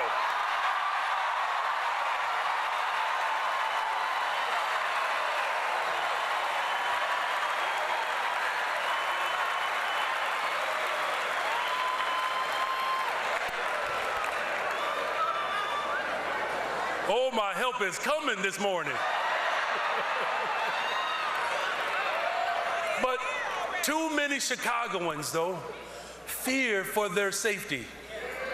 And when they walk down the streets to get groceries or drive to the gas station, because our city's homicide and violent crime rates have consistently outpaced our peer cities. Our public transit is unreliable and unsafe, so much so that many parents refuse to let their children ride, even when the CTA could be the pathway to opportunity and enrichment. Rent in Chicago continues to go up year after year after year, while the development of both affordable and market rate housing stagnates. And as a result, too many in our city go to sleep unhoused, and too few families know the security of owning their own home.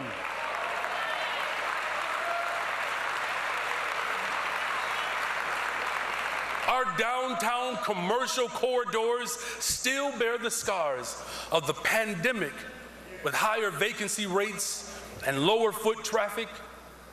And of course, our neighborhoods, particularly those on the south and west side,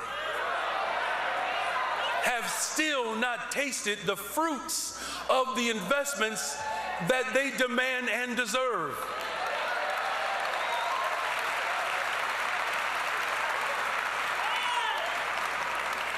Our schools call out for more resources to fulfill their mandate of providing every single child in our city with a world-class education that meets their specific needs. And despite the trauma these challenges produce, too few can rely on the consistent access to mental health care that they desperately need.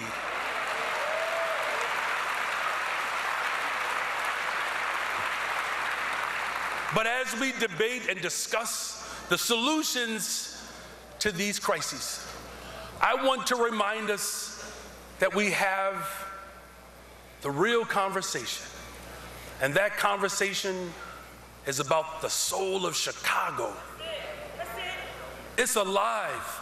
It's alive and well in each and every one of us. We have so much in common, you all. We really do. And we know that we all suffer when these ills are allowed to fester and grow. These problems don't just affect particular neighborhoods, one community, or an ethnic group. It affects all of us. Yes, it does.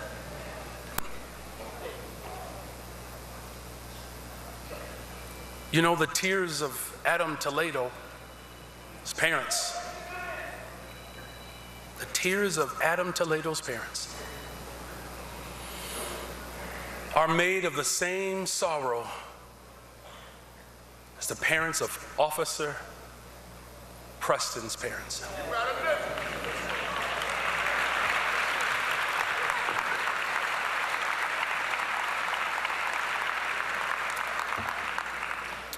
Officer Preston's tragic death at the age of 24, just last week, reminds us what is really at stake.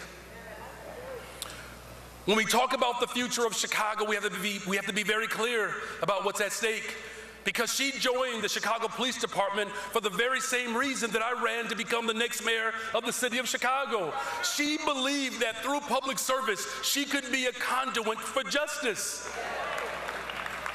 And to the family of Officer Preston, my heart is with you, and know we will be with you every step of the way. Thank you for sharing your extraordinary daughter with the city of Chicago.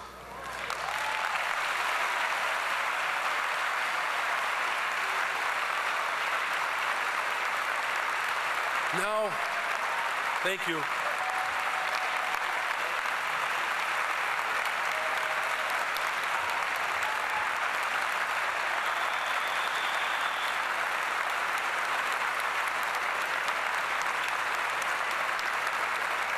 Honoring public servants like Officer Preston means truly addressing the challenges that we face. But the only way that we can truly confront and address those challenges is by working together and coming together. Now, we can't do it in a phony way, in an artificial way that pretends that differences don't exist. But I'm talking about in a deeper way that acknowledges the strength of what makes this city so strong and great. I'm talking about a strength that binds us in the face of our unique perspectives. All of us in this room today, are the product of our own stories. And each and every one of us has a story to not only tell, but lift up. And all of us in this room have the ability to take action, to be the courageous men and women who came before us. And that means right now, we get to write the story of our children's and our grandchildren's futures. And we get to do that together. And what will that story say? What will it say? That Chicago, with its sturdy shoulders and its diverse economy and the legacy of all of our generosity, was too afraid to stand up? Is that what our story will say?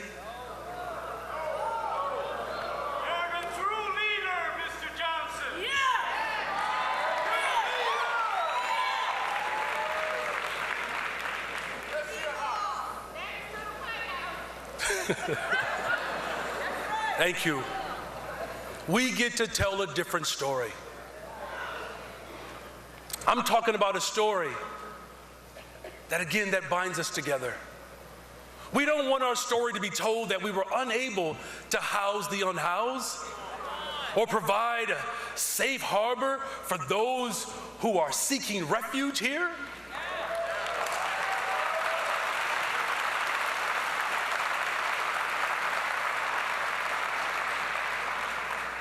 Because there's enough room for everyone in the city of Chicago, whether you are seeking asylum or you are looking for a fully funded neighborhood.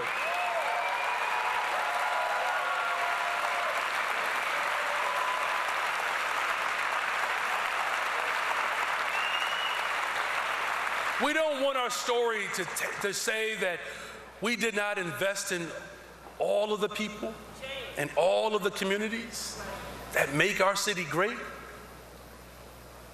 We don't want that to be our story. Cannot afford to get it wrong, Chicago. We don't want Chicago that has been overwhelmed by the traumatization of violence and despair that our residents felt no hope, or no choice but to leave, shrinking our economy and making it difficult for this city to remain a world-class city. We don't want that, Chicago. Our city gets to be as big as its promises. Our city gets to be as wide as our neighborhoods across this city. All 77 neighborhoods. That's the story. It's our neighborhoods.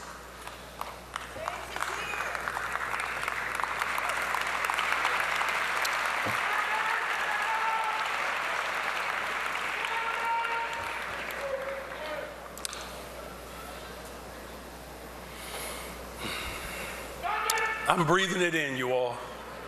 I'm just breathing it in.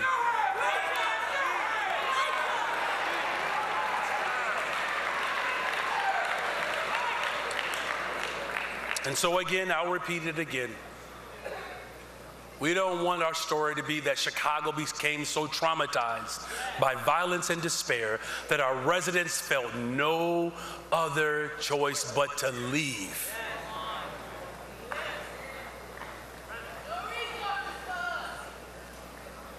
And so a better day is ahead, Chicago. Our stories get to reach well beyond this moment. They do. And I'm grateful that I will be working with a body of government that is committed to that transformation.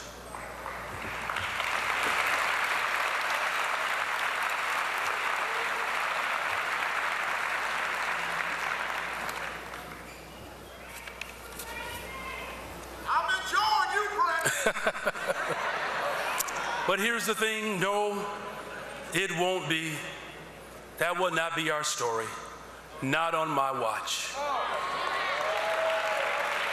Because we right now together are committing ourselves to writing a different future.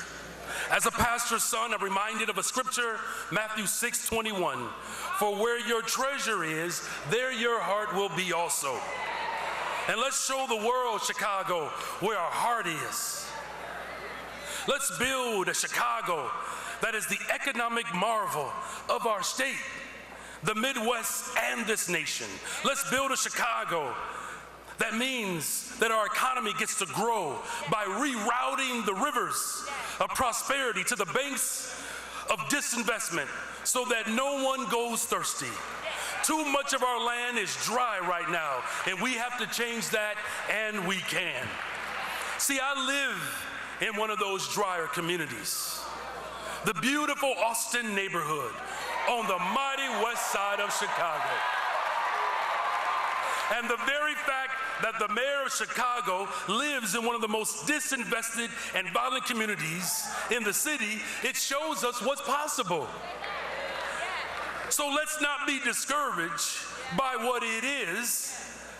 Let's make sure that we never stop imagining of what it could be. So we'll create a Chicago where the big development projects get done. The poor have a pathway out of poverty, and large events like the Democratic National Convention that will generate a vitality in every single neighborhood that gets done. Where our cultural institutions, whether it's our sporting events, hotels, and our world-class restaurants, are supported, promoted, and accessible, not just to those from every corner of the world, but for those from every corner of the city. By imagining what is possible, by doing this, we can create a prosperous city which no one is too poor to live in one of the richest cities in one of the wealthiest countries at the richest time in the history of the world. And so that means I'm talking about a Chicago where 65,000 people don't wake up on the streets or in a shelter, where public housing and affordable housing and a pathway to home ownership exists for everyone. I'm talking about a city where it will no longer be the case where every network dollar belonging to a white family, where only 8 cents belongs to a brown family and only 1 cent belongs to a black family. We can do it, Chicago. We can bring Chicago home. My family is living proof of the type of transformation that can happen with real investments. We'll create a Chicago where pathways to college and the high-tech industries and the future exist alongside the pathways to the trades and apprenticeships and the arts, where every young person has a chance to pursue their passion and get a W-2, where business, community, labor, philanthropy work together to connect every young person to an opportunity to fulfill their potential, where we introduce these opportunities to young people as young as 6, 7, and 8 years old and open up their minds to a world that could be. I'm talking about the soul of Chicago. And so Gary, Bob, Jim, Don, we need your leadership. Richard, Marty, Linda, we need your business expertise. G2, Tanya, Andrea, and Oscar, we need your organizing and relationships. And so listen, this is not a call out. This is what organizers refer to as a call in.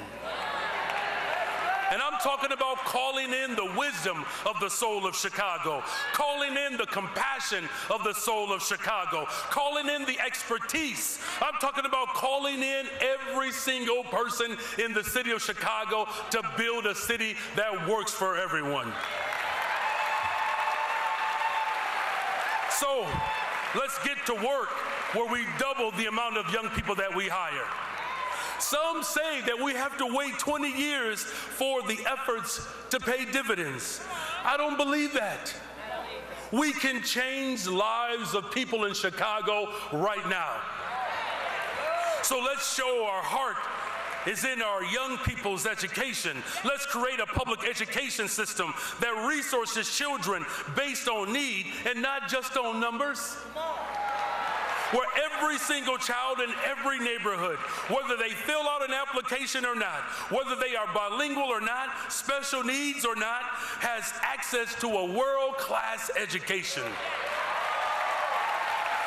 Let's have a system that respects its parents, educators, and school employees, where the president of the Chicago Teachers Union and SEIU Local 73 and the CEO of the Chicago Public Schools can work together to advocate for more resources for all of our children.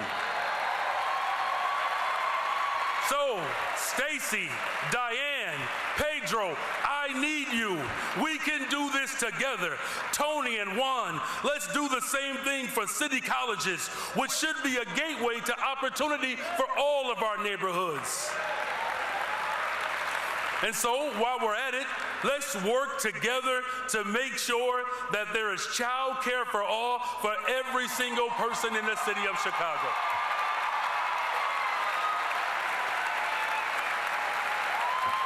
So Greg, Erica, Maggie, and Mr. Governor, let's do it together. I want to work with you to make sure that we are providing support for working parents and giving children the nourishment that they need from day one. And how about we also create a Chicago where the hundreds of thousands suffering from episodic mental health receive treatment and not trauma.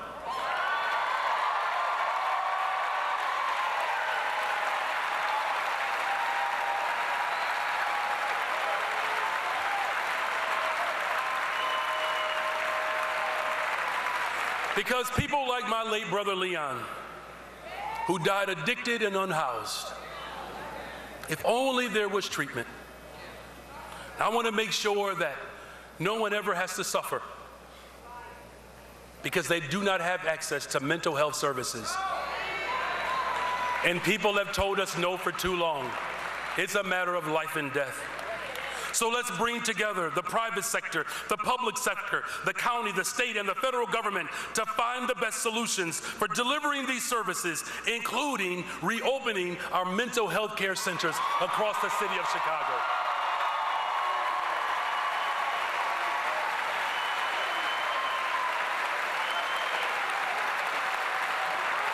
So let's get to work, Chicago. Cheryl, Rosanna, President Preckwinkle, and Roberta, we need your leadership. Let's get this right for future generations. Here, I actually believe we can even do something really bold and fix our public transportation system.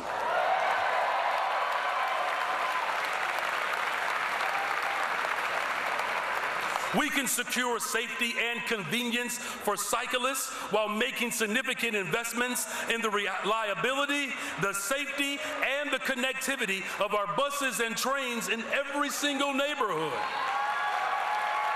These investments won't just benefit our economy, they'll result in a safer, more livable city for all of us. And once and for all, let's create a safer Chicago. A safe Chicago means a safe Chicago for all, no matter what you look like, who you love, or where you live. We'll do it together by investing in people. We'll invest in housing, mental health, and youth jobs and higher wages and real economic development in every community. We'll do it by supporting law enforcement, especially those who are serving on the front lines. That means providing them with direct lines of supervision, clear expectations for their work, and equal opportunities for advancement and strong accountability and support for every stakeholder in this city.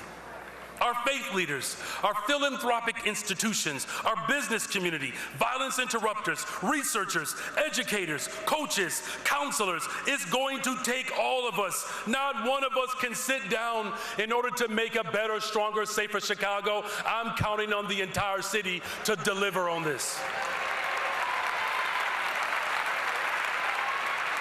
And so, you all know we have no time to spare. As I speak, a group of philanthropic and business leaders are partnering to increase the resources for community youth programming between when school lets out and the Chicago Park District programs begin. And to provide more safe opportunities for young people during Memorial Day weekend and the 4th of July. It's not just up to Fred Waller and his officers, it is up to all of us. So Charles, Abby, and Andrea, thank you. Let's keep pushing to build a safer Chicago. And speaking of the right thing to do, the soul of Chicago tells us we will never close our doors to those who come here in search of a better life.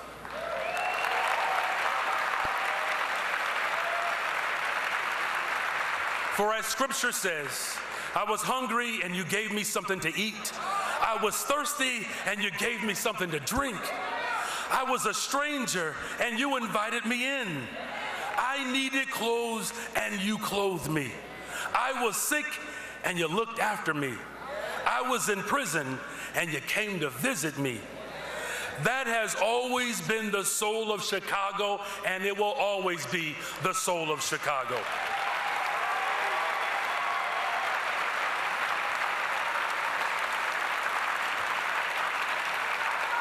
We know the strength of a city is determined by how we treat the most vulnerable.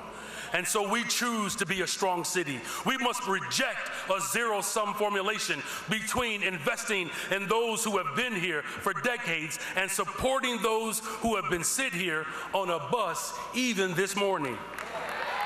We can do both, Chicago, and we can all thrive together.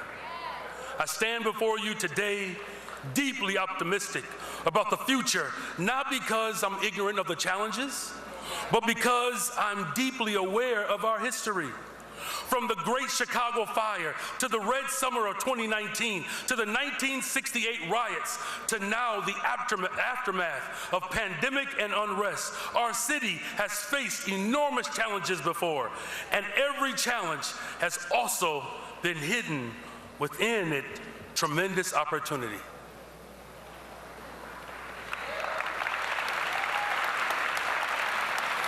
As history has shown us, that when we come together, we show up with the belief of what unites us and how powerful our differences are, And the difference is what makes us the amazing city that we are.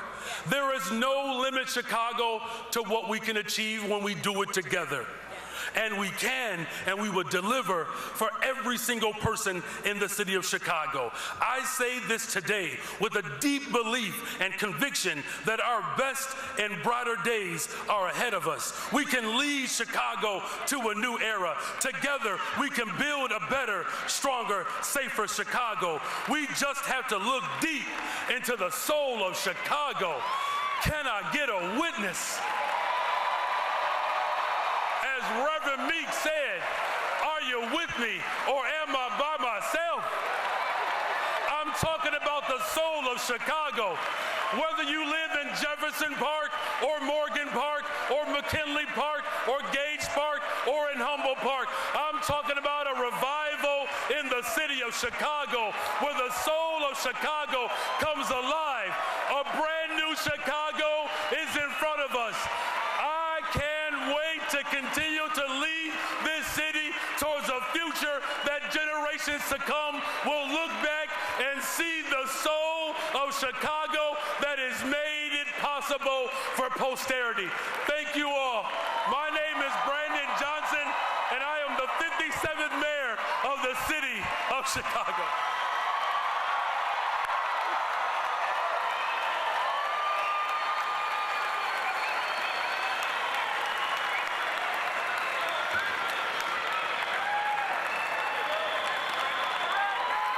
To deliver the benediction, please welcome the Reverend Jonathan E. L. Brooks.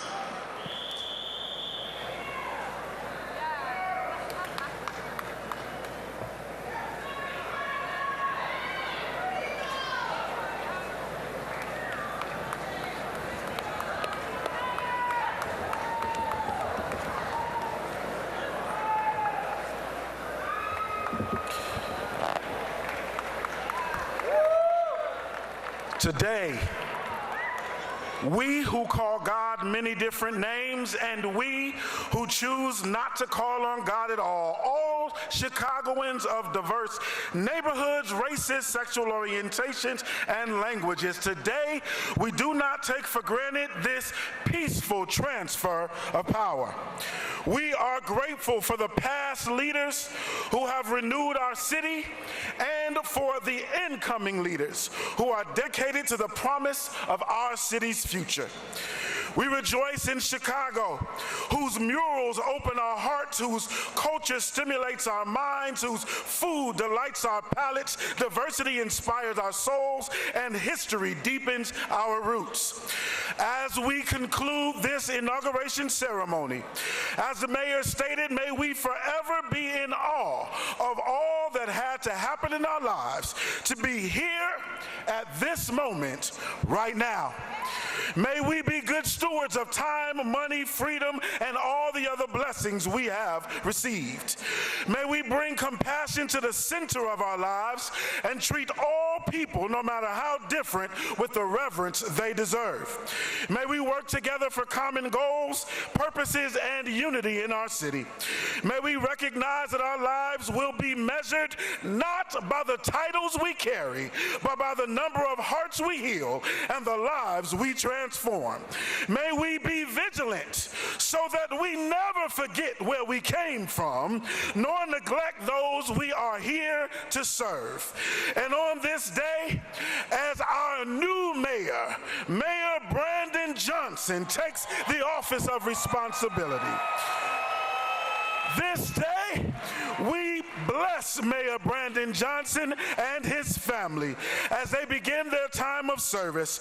We bless the members of our city council, their families, and all who serve our city along with them. Lastly, pour down your blessing upon us all, God. Pour down your blessing upon all Chicagoans so that all can flourish in peace, so that all can flourish in prosperity, so that all can flourish in goodness. May we all walk away with the will and courage to move beyond ourselves and leave our noble mark on our beloved communities, city, nation, and all of the earth. And as I close as a good Baptist preacher, let me say to you, now unto him who is able to keep you from stumbling and to present you before his glorious presence without fault and with great joy. To the only wise God our Savior be glory, majesty, dominion, and power, both now and forever. And all God's people said, amen.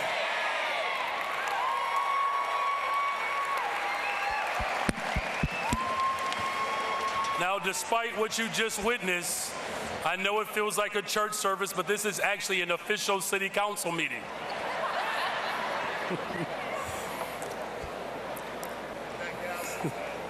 All right. Alderperson Julio Ramirez on the motion to recess. I move that the City Council stand in recess until Wednesday, May 24th, 2023 at 10 a.m. in the City Council chambers of City Hall.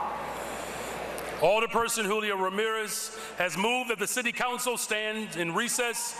All those in favor of this motion say aye. Those opposed say no. The ayes have it, and the City Council hereby stands in recess until Wednesday, May 24th, 2023 at 10 a.m.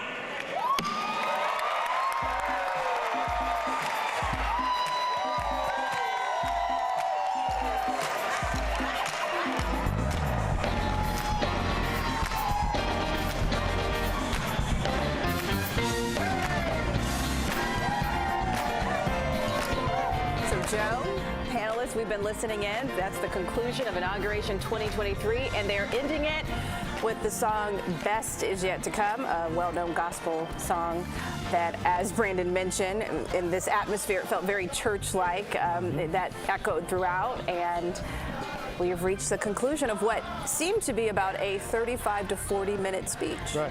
You know, we talked on the way in before this began. How did Brandon Johnson do it? You just got a great look into how he did it, right? A very powerful speaker.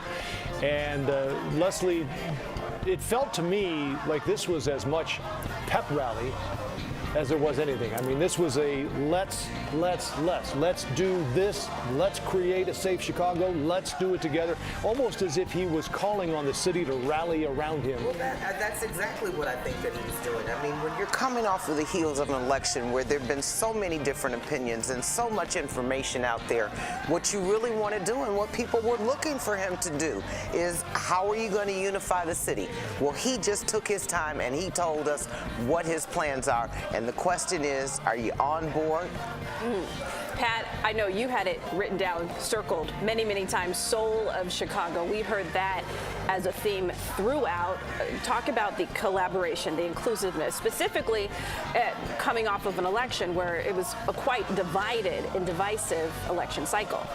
Yeah, I agree with Leslie, but I might take a little different take on it. I don't think he addressed a lot of the people that didn't vote for him. Because this agenda, this is a very, very far-left progressive agenda. In a 38-minute speech, he spoke about public safety for a minute and a half. And public safety is the #1 issue. I totally agree in his talent, his ability to deliver speech.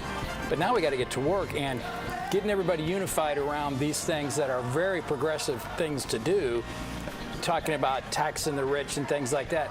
I'm not sure if he satisfied some people that maybe didn't support him. I mean, he's a fantastic orator.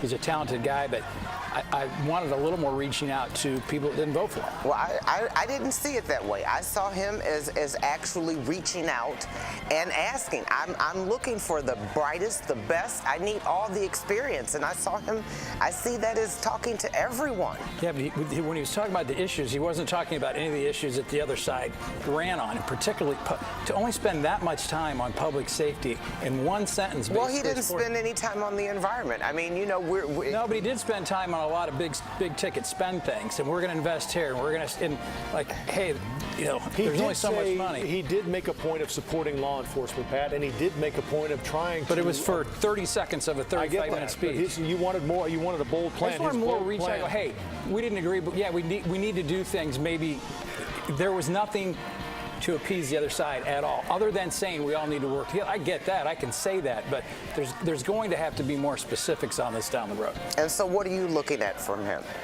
I'm looking to make affirmative statements about what we're going to do with law enforcement. We're going to put, we're going to protect CTA not only by making investments, but we're going to put police officers back on the beat.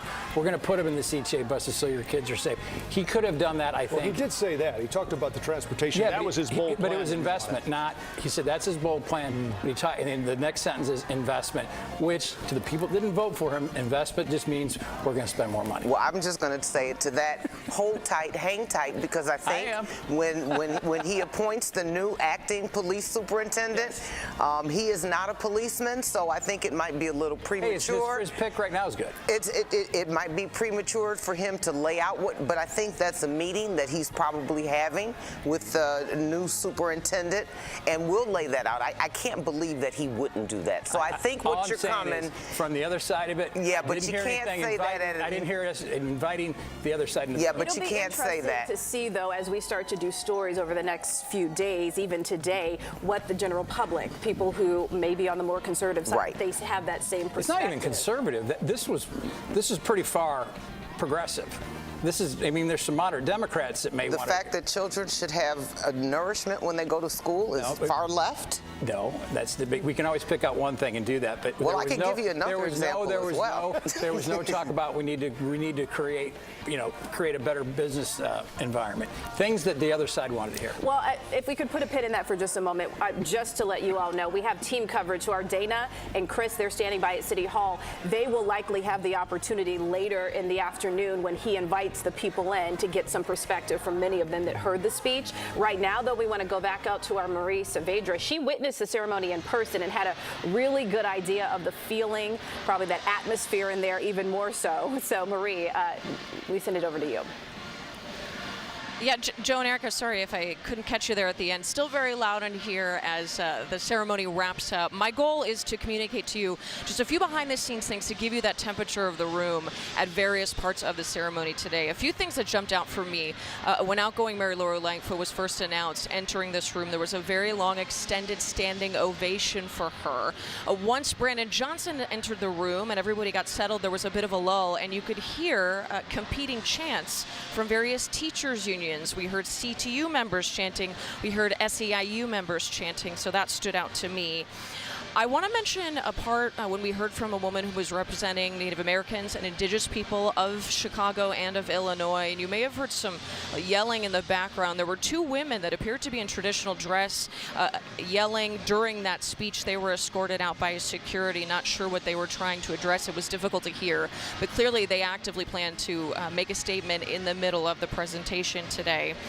You also could hear a pin drop when Brandon Johnson spoke about the death of Officer Ariana Preston, the 24-year-old Chicago police officer who was recently killed outside her home after a shift. He promised to be there for her family, and it was so quiet in here. Certainly this group, and we know many more in this city, sharing that sentiment, wanting to support that family and everyone who has experienced loss when it comes to violence within the city of Chicago. We had a standing ovation also, I want to mention, that came after Johnson's comments, Mayor Johnson's comments regarding bringing migrants into the city of Chicago. He said this is a place where there is room for everyone, and a majority of the aldermen that were on stage standing behind him also stood up as the city works to tackle what continues to be an ongoing problem as far as what to do with migrants who are shipped into our city. Beyond that, a few special moments that brought out a lot of cheers and smiles. You may have noticed City Clerk Ana Valencia and her young daughter in their matching red cape outfits. Everyone loved that.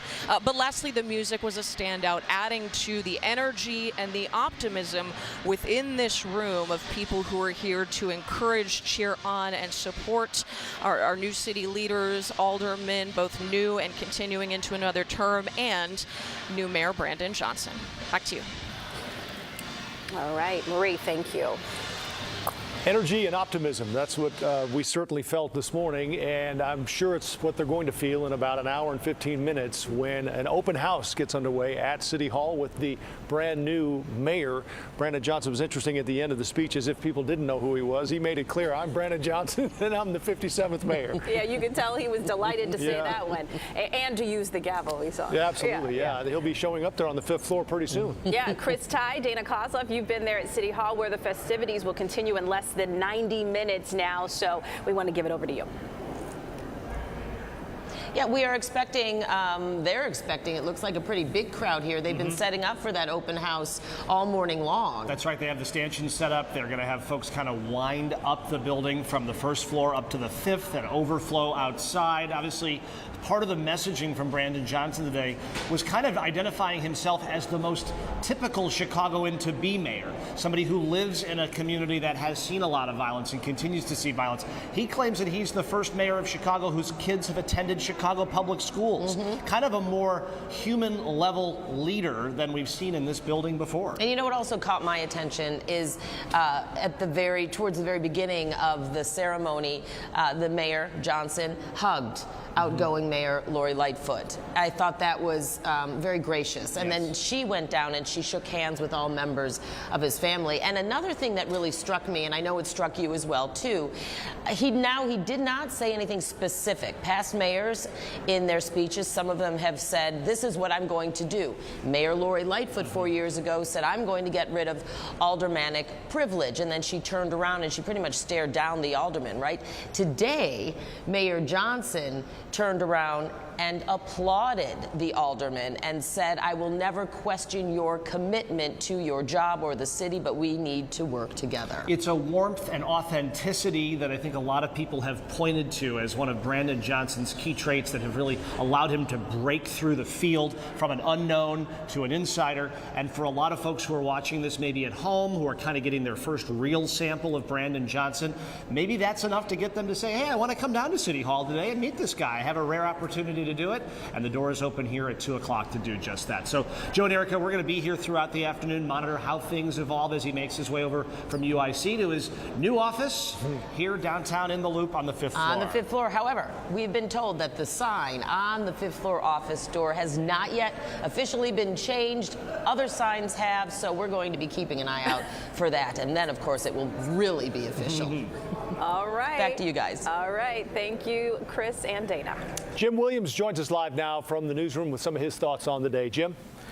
Eric and Joe, I have been watching and covering mayoral inaugural addresses for more than 50 years, from Richard J. Daley through Lori Lightfoot. I have never heard a rousing inaugural speech like the one we heard this morning. You can tell that he is the son of a minister, a man who no doubt has spent some time in the pulpit. That was rousing, that was fiery. It did feel like church, as he reminded the folks at the UIC Center. He said, listen, this may feel like church. It is, in fact, an official city council meeting, as he brought the meeting to a close.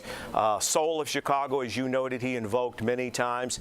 He also had a list. He said he aims to improve public safety and improve the CTA so young people can go to opportunities and jobs. He plans to reopen mental health clinics, and at the same time he says that we have to be very careful how we use fees and fines and not slap them on the backs of poor people. So he's got a list of things that he wants to do, that he vows that he's going to address, but as he noted, we need revenue. We need revenue. So how specifically is he going to raise money for the ambitious list of projects that he has? But it felt like a church service. It was something that made me think of the old civil rights movement and the ministers who led that movement as he talked about the soul of Chicago. Erica and Joe. Jim, thank you. And we will be right back after this commercial break, where we'll have more from our lively, insightful panelists. Stay with us.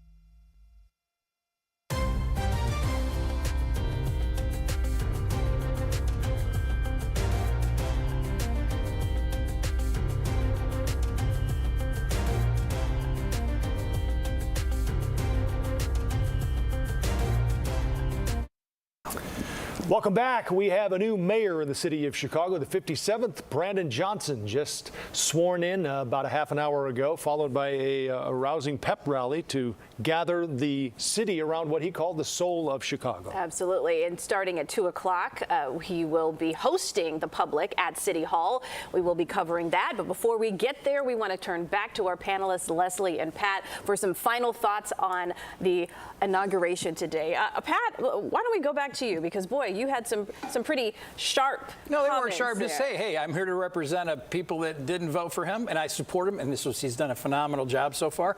But I don't think that he addressed people in my constituency enough in that speech. And see, Leslie and I can disagree, but we're always going to get along.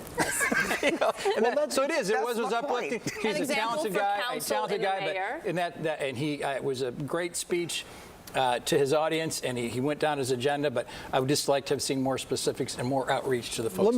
Let me pin one part of that down for you, Leslie, where he talked about the migrant situation in the city. This could be, and we know has been, a tough sell in some neighborhoods, especially particularly one you're familiar with in South Shore. Yes, it has been, and I think this is where you're going to need the people that live in the neighborhoods to work with the administration to find a way to remedy this, right? And to make it work for everybody.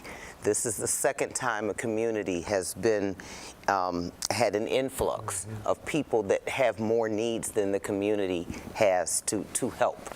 So that's going to take some of those experts that he talked about to start bringing that in, and I think that's how you get that conversation started. If we talk about some of the possible solutions in his short term, he spoke about jobs specifically for youth and how he's already collaborating with the group philanthropic and business owners. The really bold statement that I know you're on the fence on in terms of specific details was about the public transportation and safety. Do you see that as doable in the next, I would say, weeks, even months, in terms of walking into the summer with issues of crime and safety? I think it should be done. I'd like to invite Pat to put a call into the administration and help with that. I mean, I think that would make a lot of sense. And I did like his message. Hey, we're all in the same team. We're all in this, so let's really find out what it is particularly. How can we address this? When do you want to go over? I'll go with you. And how can we pay for it? Wait, I closed my office up in there last month. There's a new person in it. I hope they put the nameplate on there. I'll just drop your name over there. Just drop my name. That'll get you nowhere. 5 minutes into retirement. I know. Well, I know. We did the countdown. They wondered what I was doing. I was like, your name tonight at the ball. 9. Leslie was counting down 10 seconds, and we were like, what is happening? Well, that was to noon when you were no longer in office. Correct. All right. Well, I think the other thing that shined in this speech was what makes Brandon Johnson such a good candidate and will hopefully make him a good mayor, as the entire city hopes for. And that's just his likability, right? His timing in that speech to say, a lot of West Siders in here. He knows how to read a room. Sure. He knows how to rally a room. And as even he pointed out in his speech, he learned from his father because he sounded at times like a preacher. Patty's going to need that to rally the folks around him. Richie Daley. What's that? No. I watched all the speeches or the tapes. I mean, like and Jim pointed out, any of these speeches were nothing like that. Yeah. Because they just couldn't pull it off. So what I think is I'm hearing a reunion a year from now to do an analysis on the first year. Yes. All right. We can put that on the calendar. You know, along those lines, I do want to mention there was a controversy towards the end there with him having the past due bills and payment plan and all of that, and talk about turning that around and using it in such a positive light to really show that he's a man of the people. Do you think, Pat, that was a success in really utilizing something that could have been seen as a negative in someone who's not prepared to go into office? Well, at the time, I mean, the Valls campaign discovered that late. Had they used it earlier, it might have been more of an issue, but he did turn it around completely. He's like, hey, I'm just regular folk. I have to be on these payment plans. Now, there's other people that would say that's disqualifying because you didn't pay your bills, but no, he did. It was brilliant the way he did it, especially to do it again, which could have been a huge negative, and to spin it into a positive. No, he's a talented guy. Well, you know, as somebody that has been a public servant her whole life, you know, and you might have to get on a payment plan if you have something. It doesn't mean you don't want to pay your bill. It means quite the opposite, that you do want to have your responsibility and pay your bill. You just can't pay it all at once, and you got to pay it over time. We just have about 30 seconds. The first thing Brandon Johnson does that everyone says, okay, this is how it's going to be. What do you think it'll be? I think it'll be public safety. I think it'll be with the superintendent. And Pat? I hope it's public safety, and I agree. But he did make a good pick for the interim guy, so yes. Let's get it, you know. But, you know, we've got. Chicago is real. The people here are real, and they want their news to be real, I think. We are doing something for our own community. They're all busy. They're giving us... Good night, buddy, right? Hey, you know I got a response for you about that state's attorney.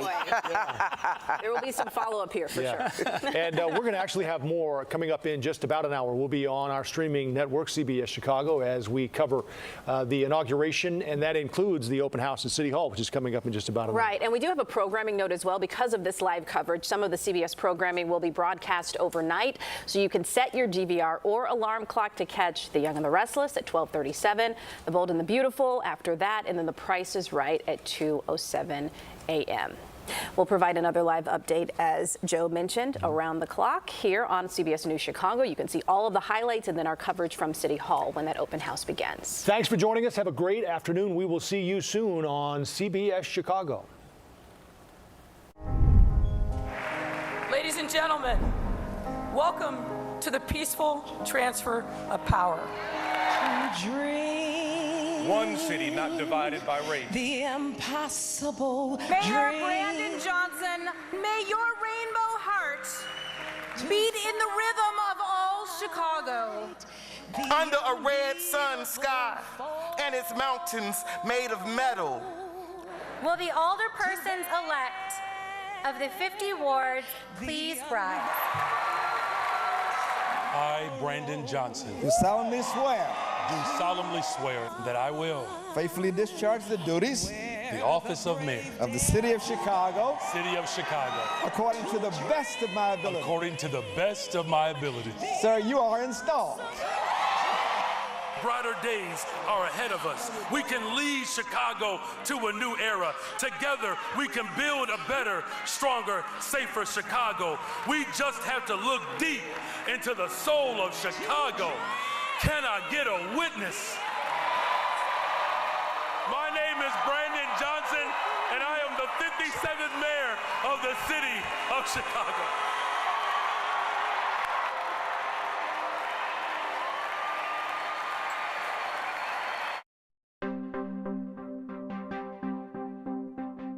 Chicago is real. The people here are real, and they want their news to be real, I think.